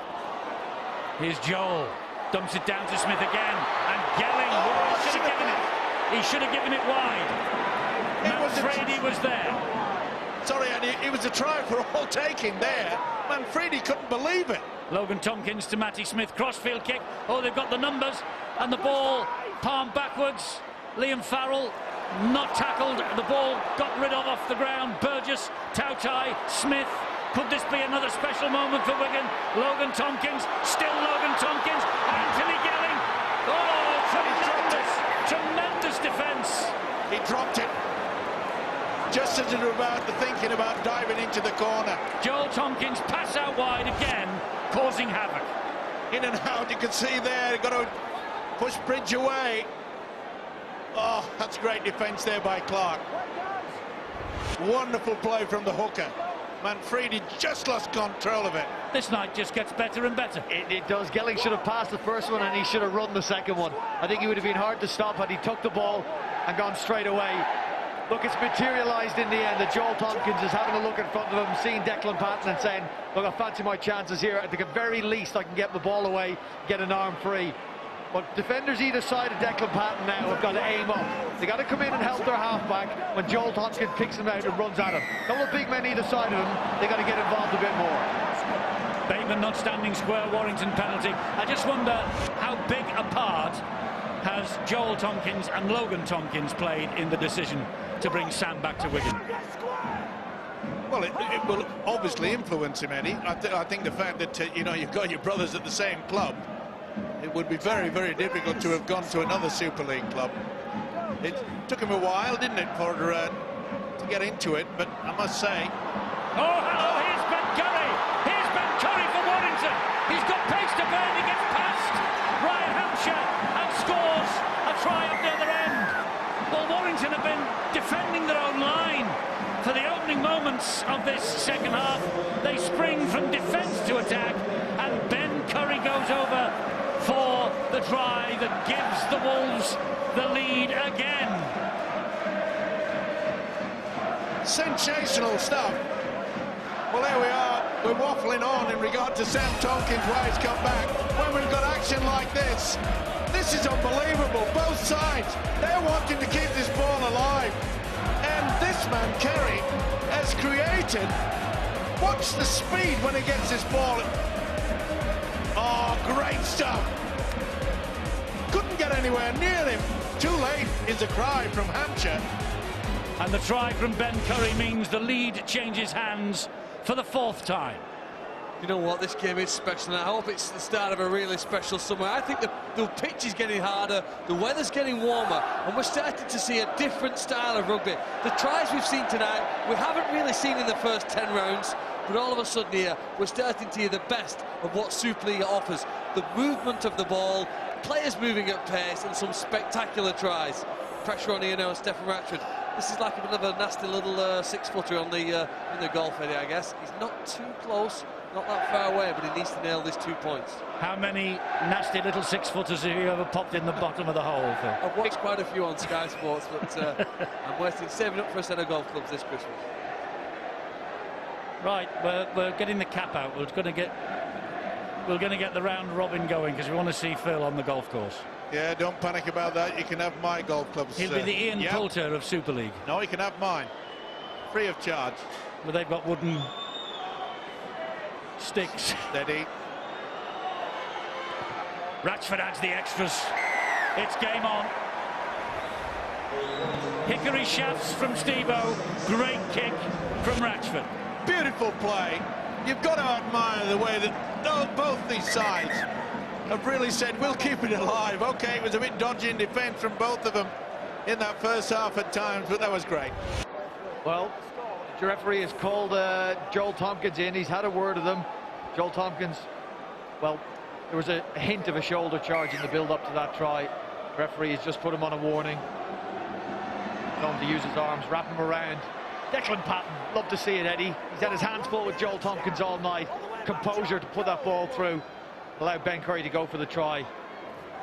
This was always going to be the learning experience for him, wasn't it? Against Wakefield last year, Wakefield are shorn of a lot of, last week, they're shorn a lot of their troops. This is the real test, coming over to Wigan and performing such big, aggressive players coming at you all game, and then you've got to put on your attacking plays. He's done well so far. Yes, he has, and Tony Smith has turned to youth, the unknowns like the King brothers, Declan Patton, Phil Bint suddenly in the spotlight, the likes of Simon Grix, Ryan Atkins, Reece and Ben Evans, Gareth O'Brien, Kevin Penny out for various reasons. Another towering kick from Patton. Oh, and another fumble by Hampshire. Well, I said they'd look for a big game in the second half after the announcement, but that is a real big error, and he knows it too. Second occasion. He had himself right position, but you notice that his arms were coming down rather than going up to receive it. You know, we praise the likes of Kevin Sinfield for those kicks. We praise the likes of Stefan Ratchford for those kicks.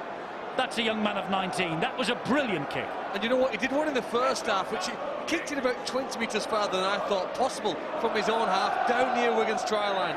He does actually add that brilliant kicking option to the Wolves, ones that they've missed perhaps in the first 10 weeks. And here they come on the back of that fumble by Hampshire. That wasn't the best pass out wide though to Monaghan. And again another slip by Monaghan. Bridge, Myler, Westwood. Harry to the ground. Ratchford's got to be the key here. When will he join in? He's coming out wide on that left. And here he is. And wide it comes to Ormsby. And Ormsby is going nowhere other than across the whitewash. Great cover defence. Had to be as well. Finished up with 4 Wigan players. That's what you call a great side that's working hard for each other. It's on a play like that that your passing accuracy and sharpness has to be at its very best. The winger had to stop momentarily. If you lose half a step, it gives the defenders time to get across, and the chance to score. So often there are tries missed because the pass doesn't go where the sprinting player needs it. I don't think the pass should have gone to Gene Ormsby on that occasion, Phil. I think he had nothing else he could do than the last move he made, which was infield, but covering defenders swarmed him. I think that the decision to put the ball in his hands was the wrong one. He's left making the best out of a bad bunch. Thunderous challenge on Sargentson from Laithwaite in England. Tautai gets the ball away to Williams. Here is Joe Burgess, and he's taking on Myler, Monaghan, Bridge and Westwood. And isn't it great to see again both sides, but especially Wigan, who are quite happy to keep this ball alive deep within their own quarter. Liam Farrell brought to ground, plays the ball to Logan Tompkins. Still out there, he's still out there, Ben Flower.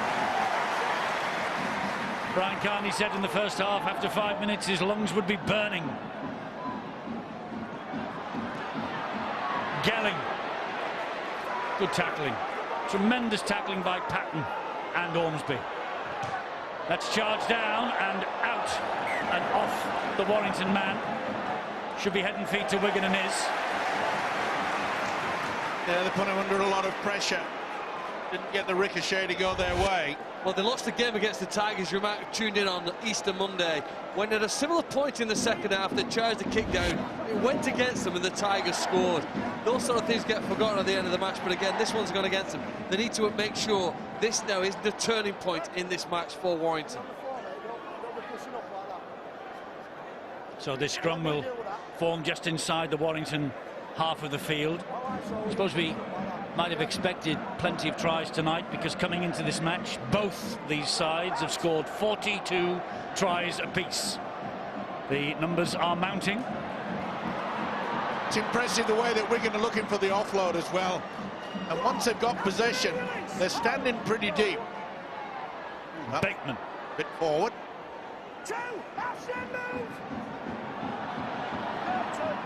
Logan Tompkins down the left side.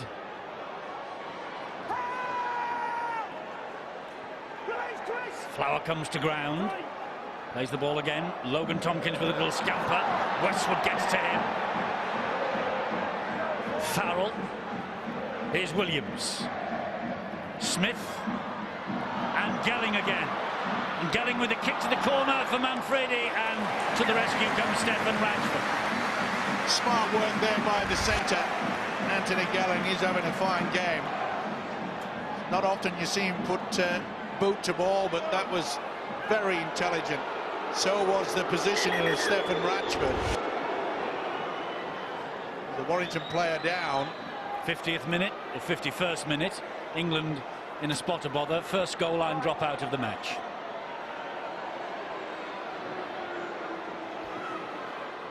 Didn't look well. Looked like he's been led from the field of play. Obviously a problem that Tony Smith was aware of. Well, Sky New Zealand taking our pictures tonight and every week from the Super League, as well as Fox Sports in Australia, and Sam Tompkins probably watching this and having a look at what is coming in 2016. He's just spoken with Sky Sports News HQ. We'll have part of that interview for you at the end of the match here. And Gelling's dosed it through!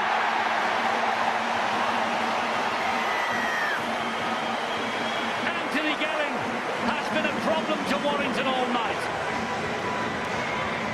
He got a try against Catalan Dragons last week, taking his tally to 32 from 60 appearances. That's 33 from 61.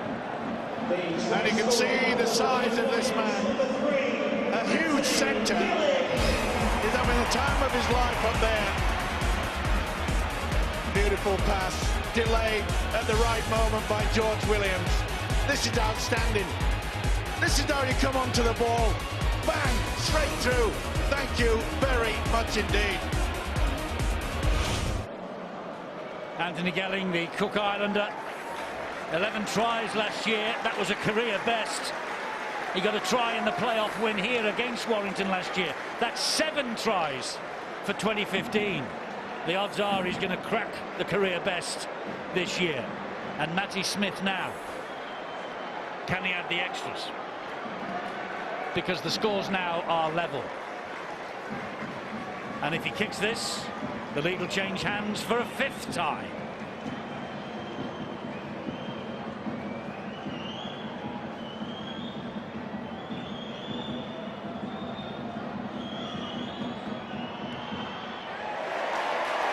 Smith makes no mistake.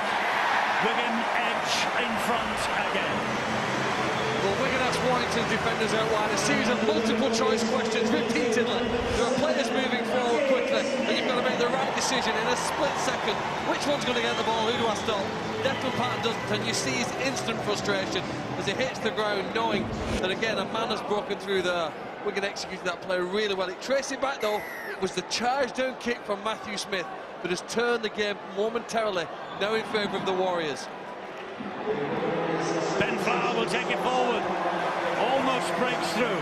Laithwaite brings him down. He will have enjoyed that, Eddie. But it just shows you the influence that Gelling has had on this game. It was Gelling that put the kick into the corner, that forced the dropout, and he finished it off with aplomb. Eddie, last week you had a Warrington left edge. They missed 3 tackles between them. Crosby none. Dick Patton just 1. Toby King none. Attack from Manfredi. Can he get the ball away? He can, and attacked forward by Joel Tompkins and went dead. Unbelievable stuff from Wigan, but again, they should have scored the try. Manfredi had someone on the inside. Gelling got him away, and he should have looked there. It should have gone earlier. The point I was getting to before the action kicked in, they're facing an attack of Manfredi and Gelling. Gelling 6 tackle busts last week against the Catalan Dragons, Manfredi 8. They would have known going into this game, the Warrington Wolves side, this right edge would be potent in attack for the Wigan Warriors, and they're proving to be so, especially in this second half. This is Ben Harrison for Warrington now. Came back from 4 out against Widnes at Easter. Curry, what a talent this is. Ben Curry. He's started every game so far this season, Ben Curry. Hill will take it over halfway for the Wolves. Well, Warrington realise that if Wigan score again, they can just push a little bit further away from them, but their confidence is pretty high, and that's going to get a great bounce.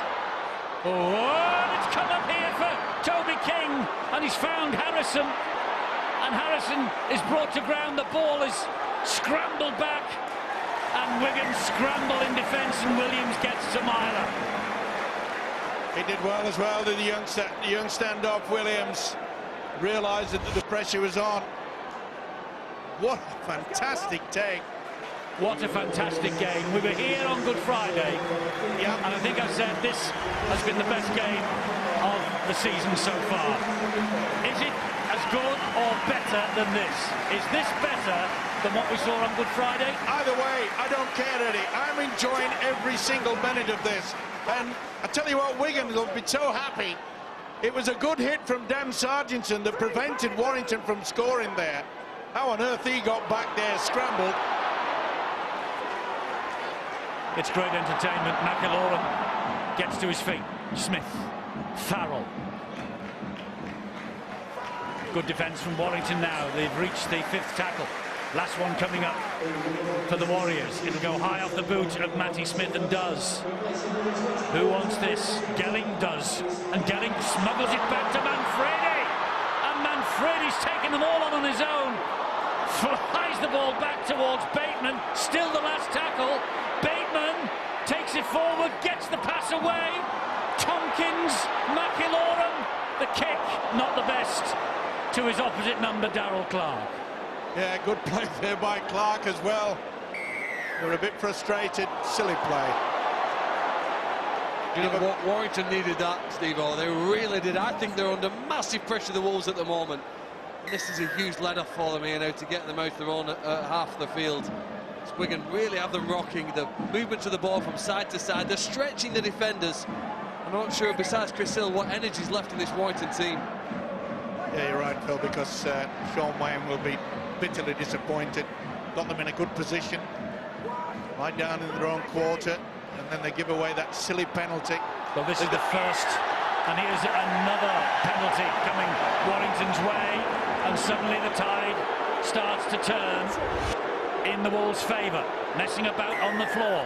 Well, the official had already said release him. Continued on with it, did Crosby. The crowd don't like it, but the way that Warrington have been able to bounce back, they took the lead early, of course, went 10-0 up early in the match. Well, is the lead going to change hands for a 6th time? Here is Chris Hill taking on Dom Crosby and McIlaurin. Second tackle, the 12 metres away. Patton again, and here is young Toby King linking in. Down he goes on the 3rd tackle. Ormsby at dummy half. Into the arms of Patton once again. Curry. Oh, Laithwaite lost it. Lost it forward. Yeah. It's a helter-skelter, scurrum-herrum game, this. The first of 3 belters over this weekend.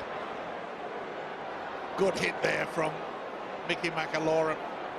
Right over the shoulders of James Laithwaite. Couldn't control it. Look what's coming on Friday night. This Friday, we have St Helens against Leeds from the First Utility Super League again. 7:30 here on Sky Sports 3. Top of the table against the champions. And on Saturday, Challenge Cup Rugby League, the 5th round tie between Lee and the Salford Red Devils is a shock on the cards there.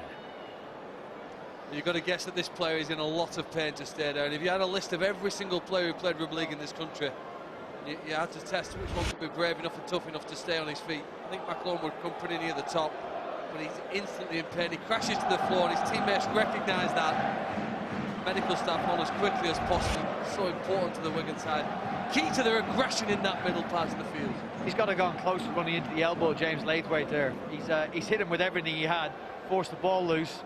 As you say, Phil, he leaves nothing behind. Comes off the field, having given his all. Would be severely injured, you would think, to stay down. Well, he just crumpled, didn't he, after the collision?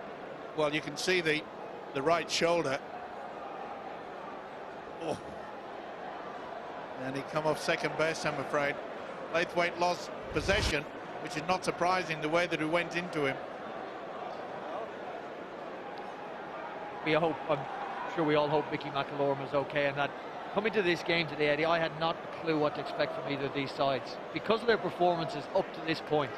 Last week aside, they both took apart teams that didn't play well, but I think they've both played themselves into this season now.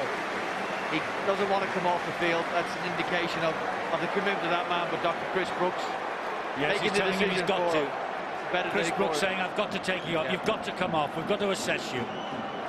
Obviously, it must have been a clash of heads then. It looked like it was maybe collarbone or shoulder, but he doesn't want to leave Eddie a game of this magnitude. No, and there's a magnificent hit on him that brought the mistake from Laithwaite. Hang on, he's a hooker. He never wants to leave the field of play.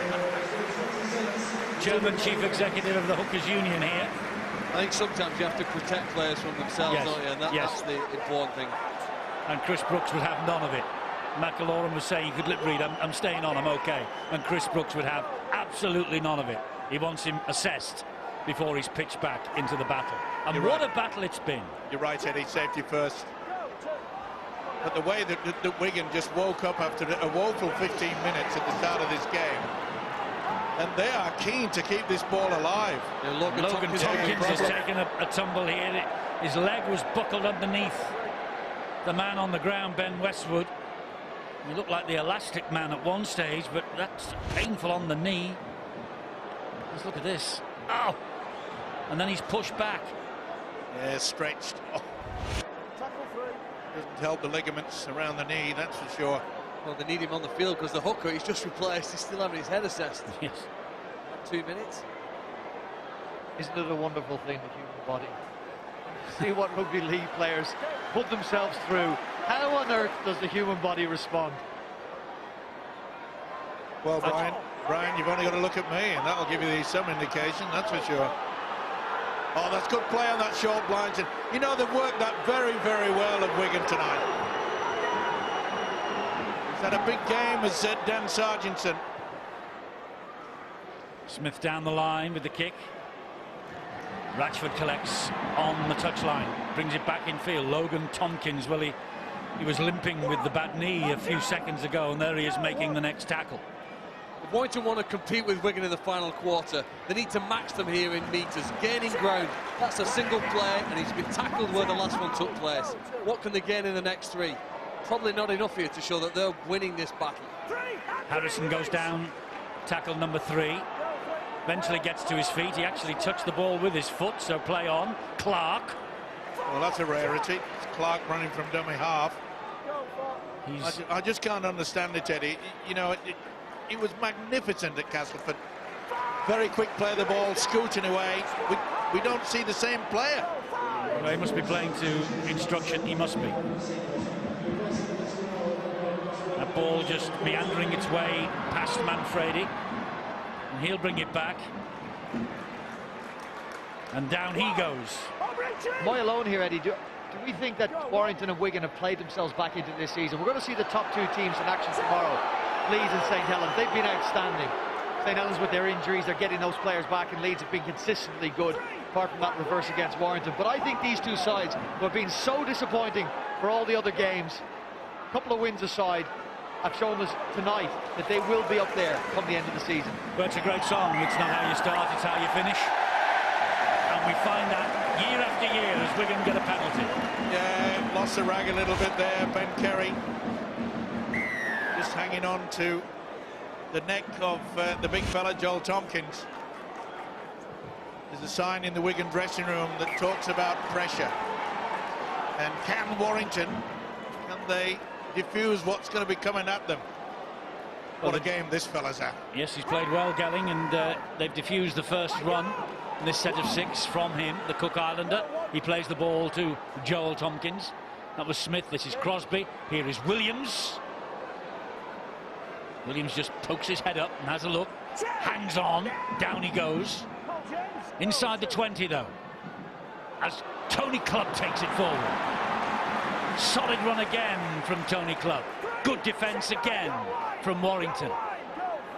Logan Tompkins comes the other way. Matty Smith. Back from Smith to Hampshire. Gelling, brilliant hands. Super fly. Not given. Not given yet. They've given the try in the field. Just have a look at Logan Tompkins, Joel Tompkins' actions on the defence. Is there an obstruction? Looking for an obstruction by Joel Tompkins in the build-up. I think that's what they're looking for. It's the line Joel runs as he comes through.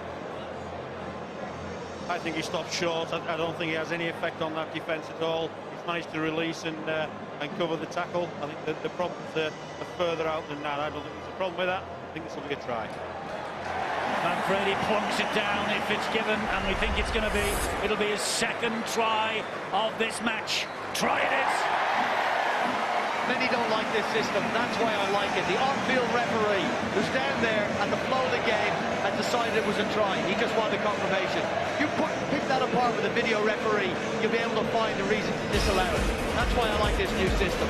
Chips the ball left to right. They run a play to confuse the Warrington Wolves defence. And Gelling, well, he certainly got them spooked out there. Quick ball out to his wingman, try time. Yeah, good work yet again from Gelling. Look at that. Neat offload, sucks in the winger.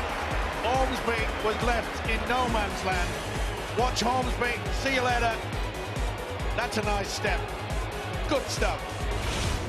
What a combination down this right-hand side. Not only do we have Manfredi, the winger, who's just scored the try, but Anthony Gelling has been superb. And of course, you add to that trio Joel Tompkins, who runs all the way down this right flank. Absolutely incredible to see those three players combine yet again.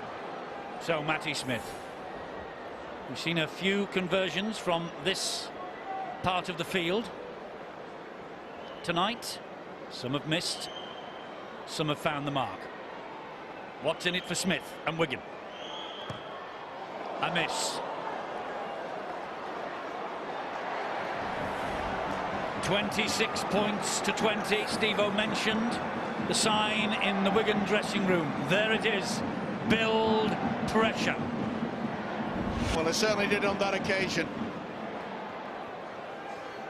It has been very, very pretty to watch.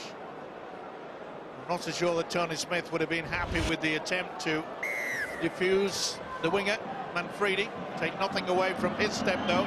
It was good, but what about the little offload from Anthony Gelling? Wigan with their biggest advantage of the night, 6 points. 24-20 winners here in the weekly rounds last year. Then in the playoffs a couple of weeks later, it was just a Joe Burgess try that denied the Wolves a place at Old Trafford. 16-12. Let's get news on Michael McAlorum from Rod. Yeah, thanks, Eddie. I've just been talking to Chris Brooks, the Wigan doctor, and he's confirmed that Michael McAlorum will not be coming back tonight. Signs of concussion, and the rules now, as we know, quite rightly very strict, and they will not let McAlorum go back on the field tonight. So without him for the remainder of this game, what, 16 minutes or so. So big responsibility for Logan Tompkins. Chip through, well watched by Patton and scrapped by Big Joel. Good play yet again from the youngster George Williams. You know, he's growing in strength each week. No way forward for Ormsby. The crowd well and truly getting behind him now, but they've got to be careful, Wigan. They can't afford to give away silly penalties like they did in the period just after the restart that allowed Warrington to get into a position and score the try. There's still only 6 points in it. I remember we saw a 17-all draw here between these two at the start of the season a couple of years ago. That was a belter. We've had 3 crackers last year. We've got another one unfolding before our eyes tonight. Myler tackled late, or a little late, after the kick by Tony Clubb. Manfredi gets away from Bridge. Will the referee blow for the penalty? No. Penalty neither way. Well, Sargentson. That was pretty close, you know, on Myler, because I just got the impression that Tony Clubb, he was worried. He was looking towards the touch judge and saying, oh, is he going to come on and report me? He didn't. He has occasion, Eddie, crossed the line, Tony Clubb, in hitting kickers after they've kicked it. On that occasion, wrapped the kicker, Richie Myler, with his arms. No fear of a shoulder charge. He was committed to the tackle. On that occasion, the referee was absolutely right to not blow any penalty. Crosby dumped to the floor by Mickey Hyam. That's a great kick. It is a great kick. And it stands nicely, as it turns out, for Ratchford. The chase is good. Smith leading the way, the kicker. One of the most visible differences between the teams is the ability of Wigan's outside backs, the centres and wingers, like Gene Ormsby here, to make ground when they're trying to clear in the last 10 or 15 minutes. And I don't know whether Warrington's players are quite as good as it. They're also looking for that quick play of the ball, because they've got both Darrell Clark and Hyam on the field. They thrive on some speed around the ruck. There is Clark. Here is Hill. Oh, great offload. Myler lost that. Was it a loose carry? Was it a knockout by the Wigan player? Who's going to get head and feet here? All eyes on Richard Silverwood. Well, it's good work from Bateman. That should have been a knock-on. Well, it's head and feet to Wigan. I think he's got that wrong. Well, I think that he's classing this as a tackle. You know, attempt to tackle the man rather than knocking the ball out. No, that should have been head and feed to Warrington. That was a deliberate knockout by Bateman. Well, I have a bit of sympathy with the referee on this occasion. You know, in normal speed, he's going in with an arm to try and tackle the man. It's difficult to see whether he actually plays at the ball. Yeah, we make the point every week. We watch in slow motion. He watches at 100 miles an hour. Each and every referee. Foul. So you're protecting them now, are you? Well, I think we should. There wouldn't be a game without them. Bateman. Too true. Plays it here to Logan Tompkins. Williams to Farrell. We're going down the left with Burgess. No way through past Monaghan. He just enveloped Joe Burgess then. Well, I'd be looking for the one. This is what I'd be waiting for. Oh, solid run again from Tony Clubb, lifting Laithwaite off his feet. Logan Tompkins again attacking the line. This is where they need it. He's got them underneath the sticks, and Matty Smith has dropped back. Matty Smith has dropped right back. Joel Tompkins, back he comes to Matty Smith, charge down, play on. Oh, what a bit of skill that was. What a piece of skill that was from Gelling. If it comes up, and Manfredi has got a hat-trick if he's given the try, and they've given the try on the field. Well, he did everything. He took his time, didn't he, Matty Smith, with the attempted one-pointer.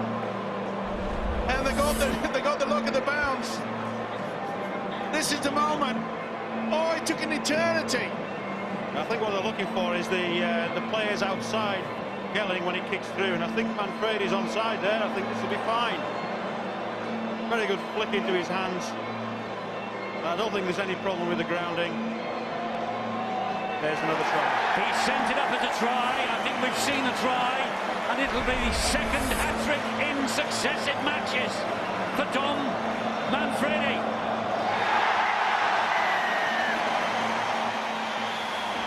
Well, you test your arm, Eddie, and that's what they did.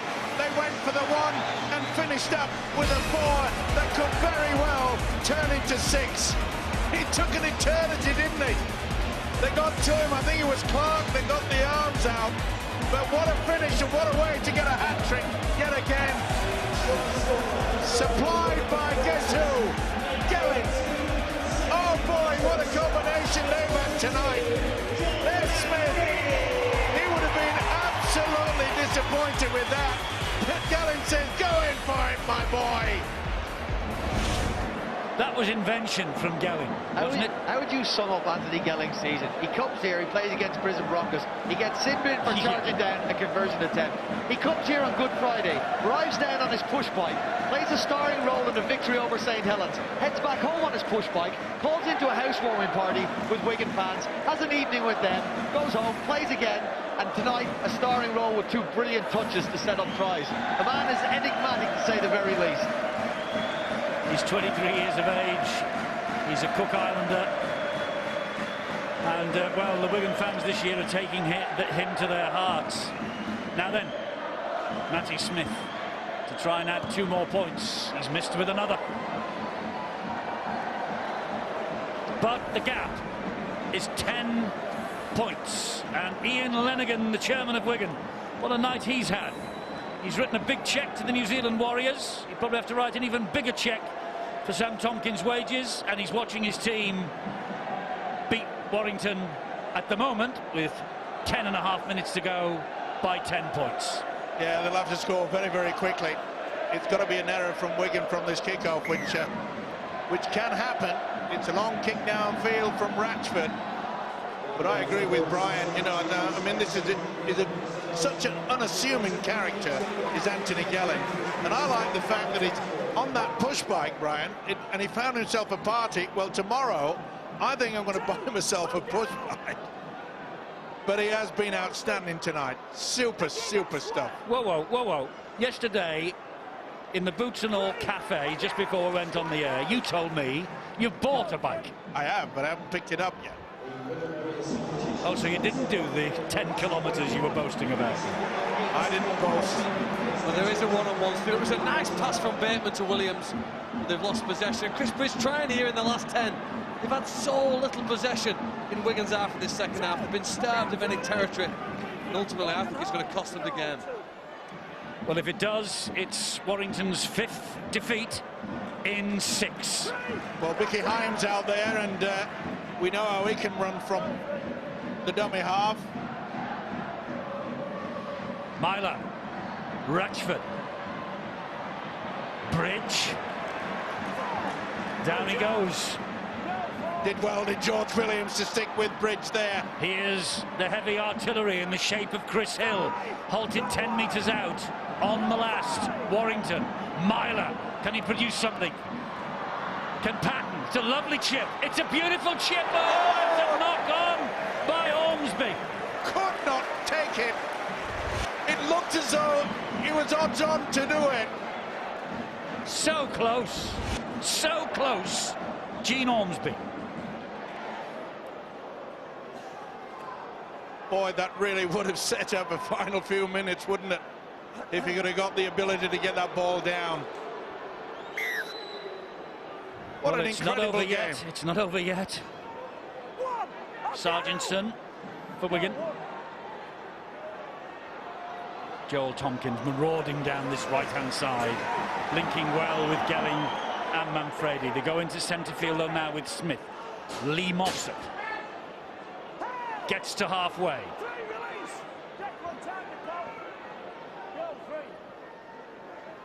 Tony Clubb. His coach has spoken highly of Tony Clubb this year. He's been in good form. Only 4 starts, but he hasn't missed a game.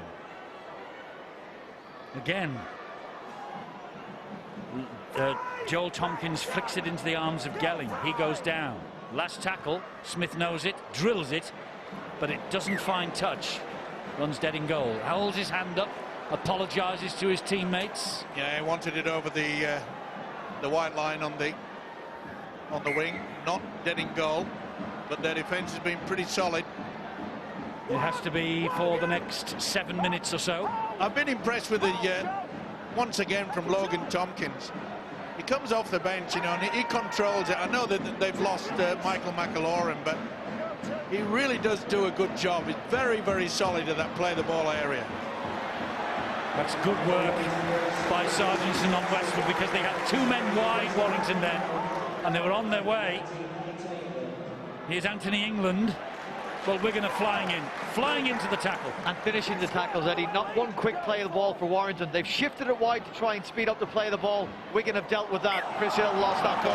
Yes, he thought about the offload. Because he can't get a quick play of the ball. He's trying his very best to generate momentum, trying to get the arm free, and knocks the ball off. That's great Wigan Warriors defence. Not just recognising where the threat's going to be, but in actually executing the tackle. Time is the enemy for Warrington as much as that scoreboard. 6 minutes, 10 points. Not taking it quickly. They're not forming this scrum, Warrington, very quickly to stop the clock. I think they're feeling a little bit tired at the moment, but you know, you can't fault Chris Hill trying to offload. They know that they've got to get the catch-up rugby league. They've got to try everything, but with Matty Smith out there, we'll see him control it. He'll just drive it through, then put the kick in. It's all about controlling the game, and they can do that. Williams gets it wide to Sargentson. Myler and Bridge with the tackle.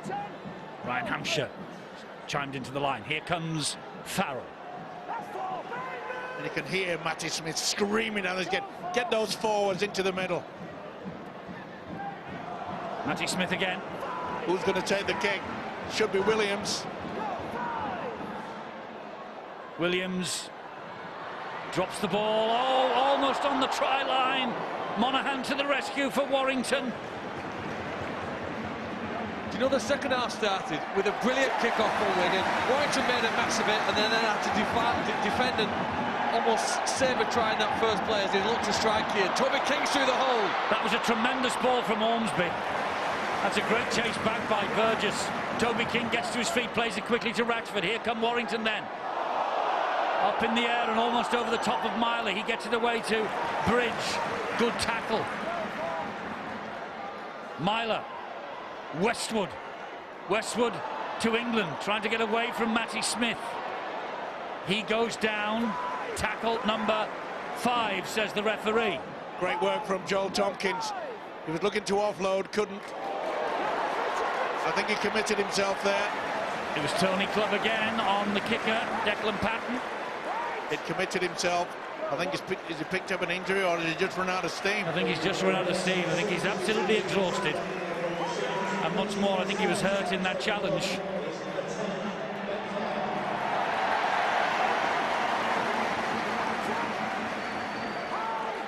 Four minutes remaining. Wigan in possession with Mossop. Well, they're keen to keep it alive yet again, even though it appears they've got this game wrapped up.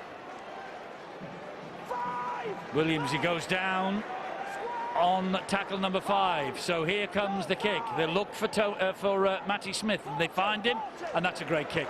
That's a great kick at this stage of the match. Oh, it doesn't make it. Ratchford. The ball bounced kindly for Stefan Ratchford, and he picked it up and gave it to Joel Monaghan. Yeah, but the support was very, very good. Kick didn't go over, but the chase was excellent. But you've got to give full credit to this Warrington outfit. You know, they've not thrown the towel in. They're still hoping they can get that quick try. And here they come with Ben Curry. Now it's with King. Matty Smith does a good job.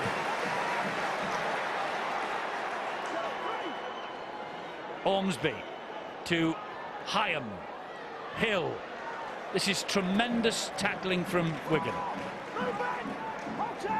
What do Warrington have left in the locker? Hyam taking it into the 20-metre area. Then he goes down on tackle number 5. Last one coming here. So they will now look to Myler to kick it wide, and looking for big Joel Monaghan, and he pinched it from Dan Sargentson, but he lost it forward. Warrington saying it was a knock on.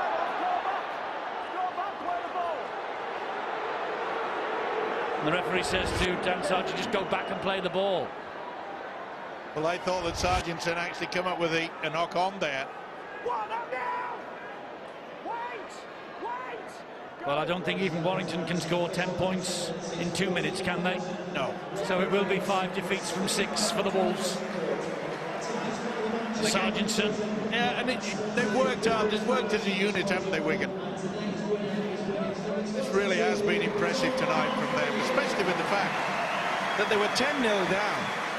It looked for all the world that they were still sleeping, and yet 2 quick tries, and boy, did they wake up big time. And we see Warrington next week at Leeds. We'll see them at Leeds next week live on Sky Sports. Warrington. Gelling just about got the length right on that kick. Is that a super night? I don't think you have to be Einstein to work out who I'm going to select as the man of the match, because he's been outstanding. We see Wigan as well next week, by the way. They're at Wakefield. And if ever there's a match for Wakefield to really show their colours other than this week's cup tie, that is it.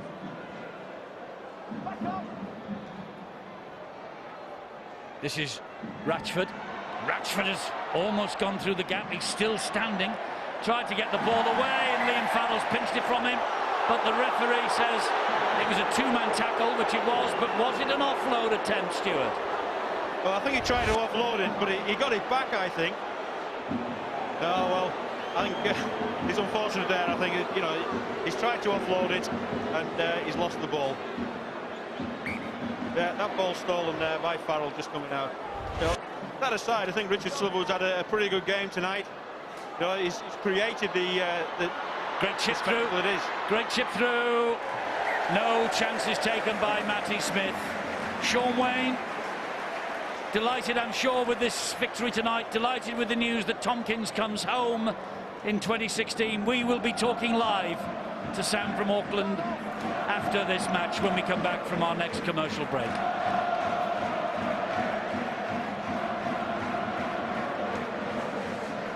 Goal line dropout.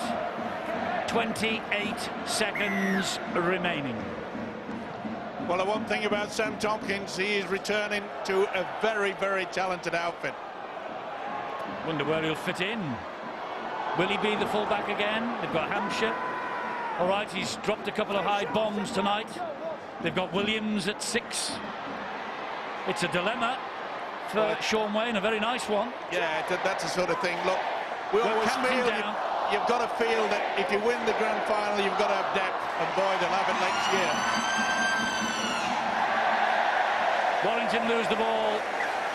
The match started brilliantly for the Wolves. It's ended in a whimper for the Wolves. They scored a second-half try from Ben Curry after just 4 minutes, but then Gelling and 2 for Manfredi to make it a hat-trick for the young winger. Gave Wigan the 30 points to 20 victory. A match, as we predicted, right out of the top draw. It was wonderful entertainment from start to finish. How was it won? Brian and John will tell you. Thanks very much, Eddie. 2-point lead for the home side at half-time. Warrington Wolves back out in front. A Ben Curry try.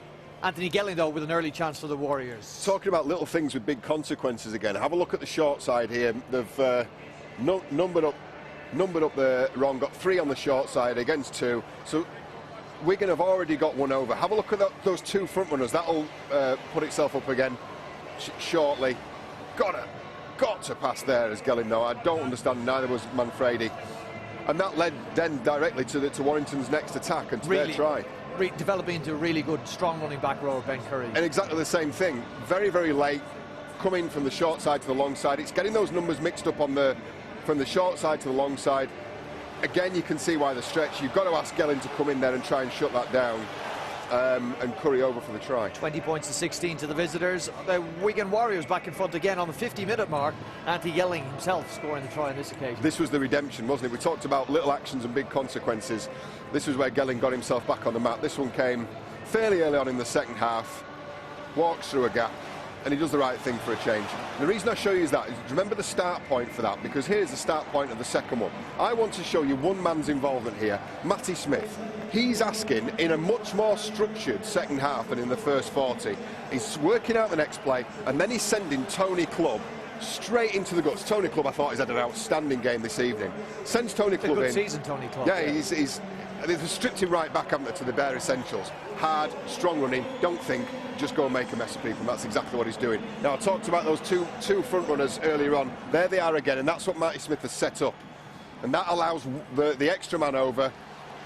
And once they get the space, look at this for a ball from Gelling. Lovely hands, and Manfredi still took some finishing as well. He's done very well indeed. Delicate hands from Manfredi, or from Gelling, I should say. Delicate kicks as well. One kick earlier on in the game, and then this is a beautiful touch for a big man. And this is the one. That's football like, doesn't it? This is the one area of the field where I would say Warrington, yeah, go ahead and charge down all you want. It's undone them, I think, in previous games. But this is just a little bit of unlucky in terms of the bounce. Gelling there, you wonder what was going to happen at first, and then Don Manfredi, I told you to watch him before the game. Second hat-trick in 2 games, now 9 tries in 5 games. Outstanding and a real star of the future. And a 10-point victory for the Wigan Warriors. 2 competition points. We can hear now from the man of the match. It'll be no surprise, Anthony Gelling. Anthony, well done. That was quite a night for you, a try, and involved in several others for Don Manfredi as well. Just sum up your night for us. I don't know. I think the boys just played really well in the middle. Just smashed them up, and when we went wide, like you said, Dom scored some tries. He just makes it real easy for me. He's there no matter what. Can give him whatever. Give him a little no-look tip. Give him a little Di Maria. He's there on the end.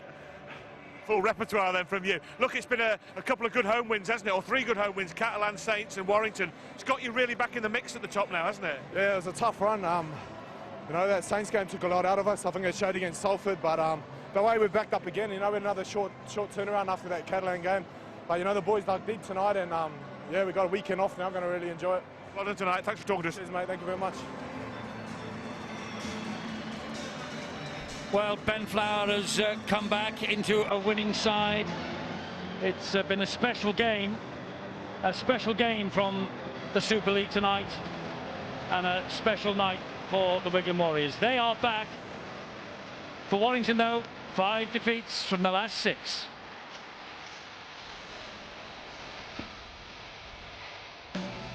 A Super League Thursday to remember. Wigan Warriors have beaten the Warrington Wolves by 30 points to 20, over 14,000 here. Let's hear from the Wigan Warriors coach, Sean Wayne, with Rod. Sean, well done. A terrific match and a terrific win for Wigan. Just sum up your emotions for us. Yeah, we've had a tough period of late over Easter, and I commend the boys. They did well today. I thought our D wasn't at the game today, but I think our attack was very, very good against a good Warrington team. You know, where they are in the league is not where they should be. They're a good team, good individuals, very, very good team. So I'm happy with the win. Parts of our D we need to fix, but we'll go into Wakefield on Thursday very confident. Now, you've been very cagey about Sam Tompkins coming back to Wigan. It's now an open secret. He is coming back. What's your reaction as the coach? You'll be looking after him when he comes back in 2016. I'm glad. He's a good friend of mine. I've known him for many, many years, and we're always interested in our players coming back, like Joel coming back and Lee Mossop coming back. It just shows that we do something right at this club, and I want people to realise it. And I'm really pleased we've got him back. He's an outstanding individual, and not just on the field, but off the field. He drives standards in training, and he's my style to play. He's very competitive. Look forward to seeing him back. Thanks for talking to us, Sean. Cheers, Rod. Thank you. Thanks, Sean. Sean Wayne, delighted that Sam Tompkins is coming back to the Wigan Warriors for the start of 2016. And we have Sam waiting on the telephone now, live from Auckland. Sam, I understand you saw the first half of this match. You then had to go to training in the second half. But tell you what, you missed a great last 40 minutes. Welcome home. You'll be delighted to come back here, I'm sure. Yeah, I am. Really looking forward to it. Like you say, I managed to catch the first half of the game, and then the coach made me go out on the field training then, so just got back in off the field and saw the results. So yeah, really happy with that. Yeah, it's a great result for Wigan, and great result as well at half-time when the news was broken that you were coming back. The crowd reaction was just tremendous. I think you're going to get a good welcome when you come back home.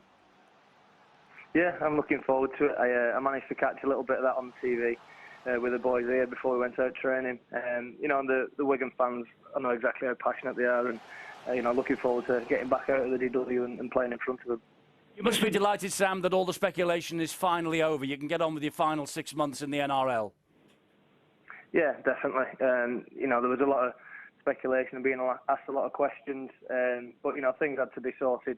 You know, with contracts and things before anything could get announced, and you know, it wasn't too long ago that it got finalised. So yeah, it was one of those. I had to bite my lip for a couple of days, but I'm glad it's out now. And I don't know whether Sean has told you where you're going to be playing. You're coming back as a full-back because Ryan Hampshire's doing okay. You're coming back as a 6. George Williams is doing okay. What's he said to you about his future plans? He's not said too much, really. You know, it's still a while off. Like you said, there's a lot of boys at Wigan playing really well in a number of positions. So, you know, hopefully he'll find somewhere in the team to fit me in. Well, I'm sure you will, Sam. It's great news for the Super League. It's great news, especially for Wigan. Congratulations, and we look forward to seeing you at the start of next year. Thanks, Eddie. See you soon. All the best, Sam. Thank you. Cheers, mate. Bye. So there we are. That's the full stop on the Sam Tompkins story tonight. He has confirmed, and the club here have confirmed he's back at the start of 2016. And what a team he's coming back to, Phil, on the basis of what we've seen. The new breed coming through, the new Sam Tompkins coming through. Sean Wayne's got a wonderful problem, hasn't he? You can't have too many good players, and as he's mentioned in the interview there, really, I'm sure he will drive up the standards. The thing he's learnt in the NRL, bringing back to Wigan will no doubt help to take them up to another level. And he was arguably the best player when he was in the Super League competition, if not the best, one of the best. He was without doubt the most recognisable rugby league face in this country. And for 20 years since the retirement perhaps of Martin Offiah, we didn't have a nationally known face. Sam Tompkins brings that to the game of rugby league, and I'm sure it will only enhance the popularity and the interest of the sport when he returns in 2016. Well, it's a wonderful night for Wigan, and the news of Tompkins coming back at half-time really rubs salt into the wound for Warrington. It's 5 defeats out of 6 now, and they go to Leeds next week. That's right. You know, Brian kind of picked me up once when I said this and said, no, I don't think you're right. I'm not sure Warrington are fit enough to compete with Wigan. Over that second half period, they couldn't play as hard and as fast when the speed went up to another level. And I thought they looked a bit sluggish. They couldn't compete with the intensity that Wigan brought to them. I may be proven wrong, and Tony Smith may have other reasons for it. But it was an exceptional performance. A great game of rugby league, wasn't it, with the points scored in it and spectacular tries. So you can't really complain at that. Both teams gave of their all. We saw some wonderful rugby, and Wigan were the better team at the end. And if we're seeing the new breed from Wigan, we're certainly seeing the new breed from Warrington at the moment, aren't we? But there's the likes of Atkins and O'Brien and Grix when he's fit to come back. Kevin Penny maybe will get another go. I think the other player that Warrington miss as well a lot at the moment is Matthew Russell, the winger, fullback, yes, whatever you want to call him. About him. He's a running back, isn't he? Yeah. And Warrington love a player to pick it up and run from behind the play of the ball. It gets them rolling forward, and then they invariably score a spectacular try off an offload. But Matthew Russell is very important to the Wolves, and without him, perhaps they miss that line breaker in the middle of the field. OK, what has tonight's result done as far as the table is concerned? Well, Wigan stay where they are, but they've closed the gap on St Helens.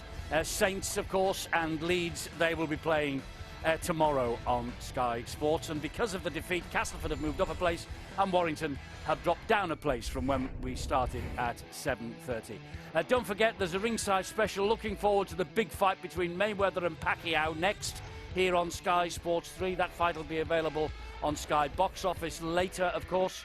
And Friday, we're at Saints Leeds, the champions against the current league leaders in the Super League, 7:30 here on Sky Sports 3. Saturday, it's the Challenge Cup, and Lee take on Salford at 2:30 on Sky Sports 1.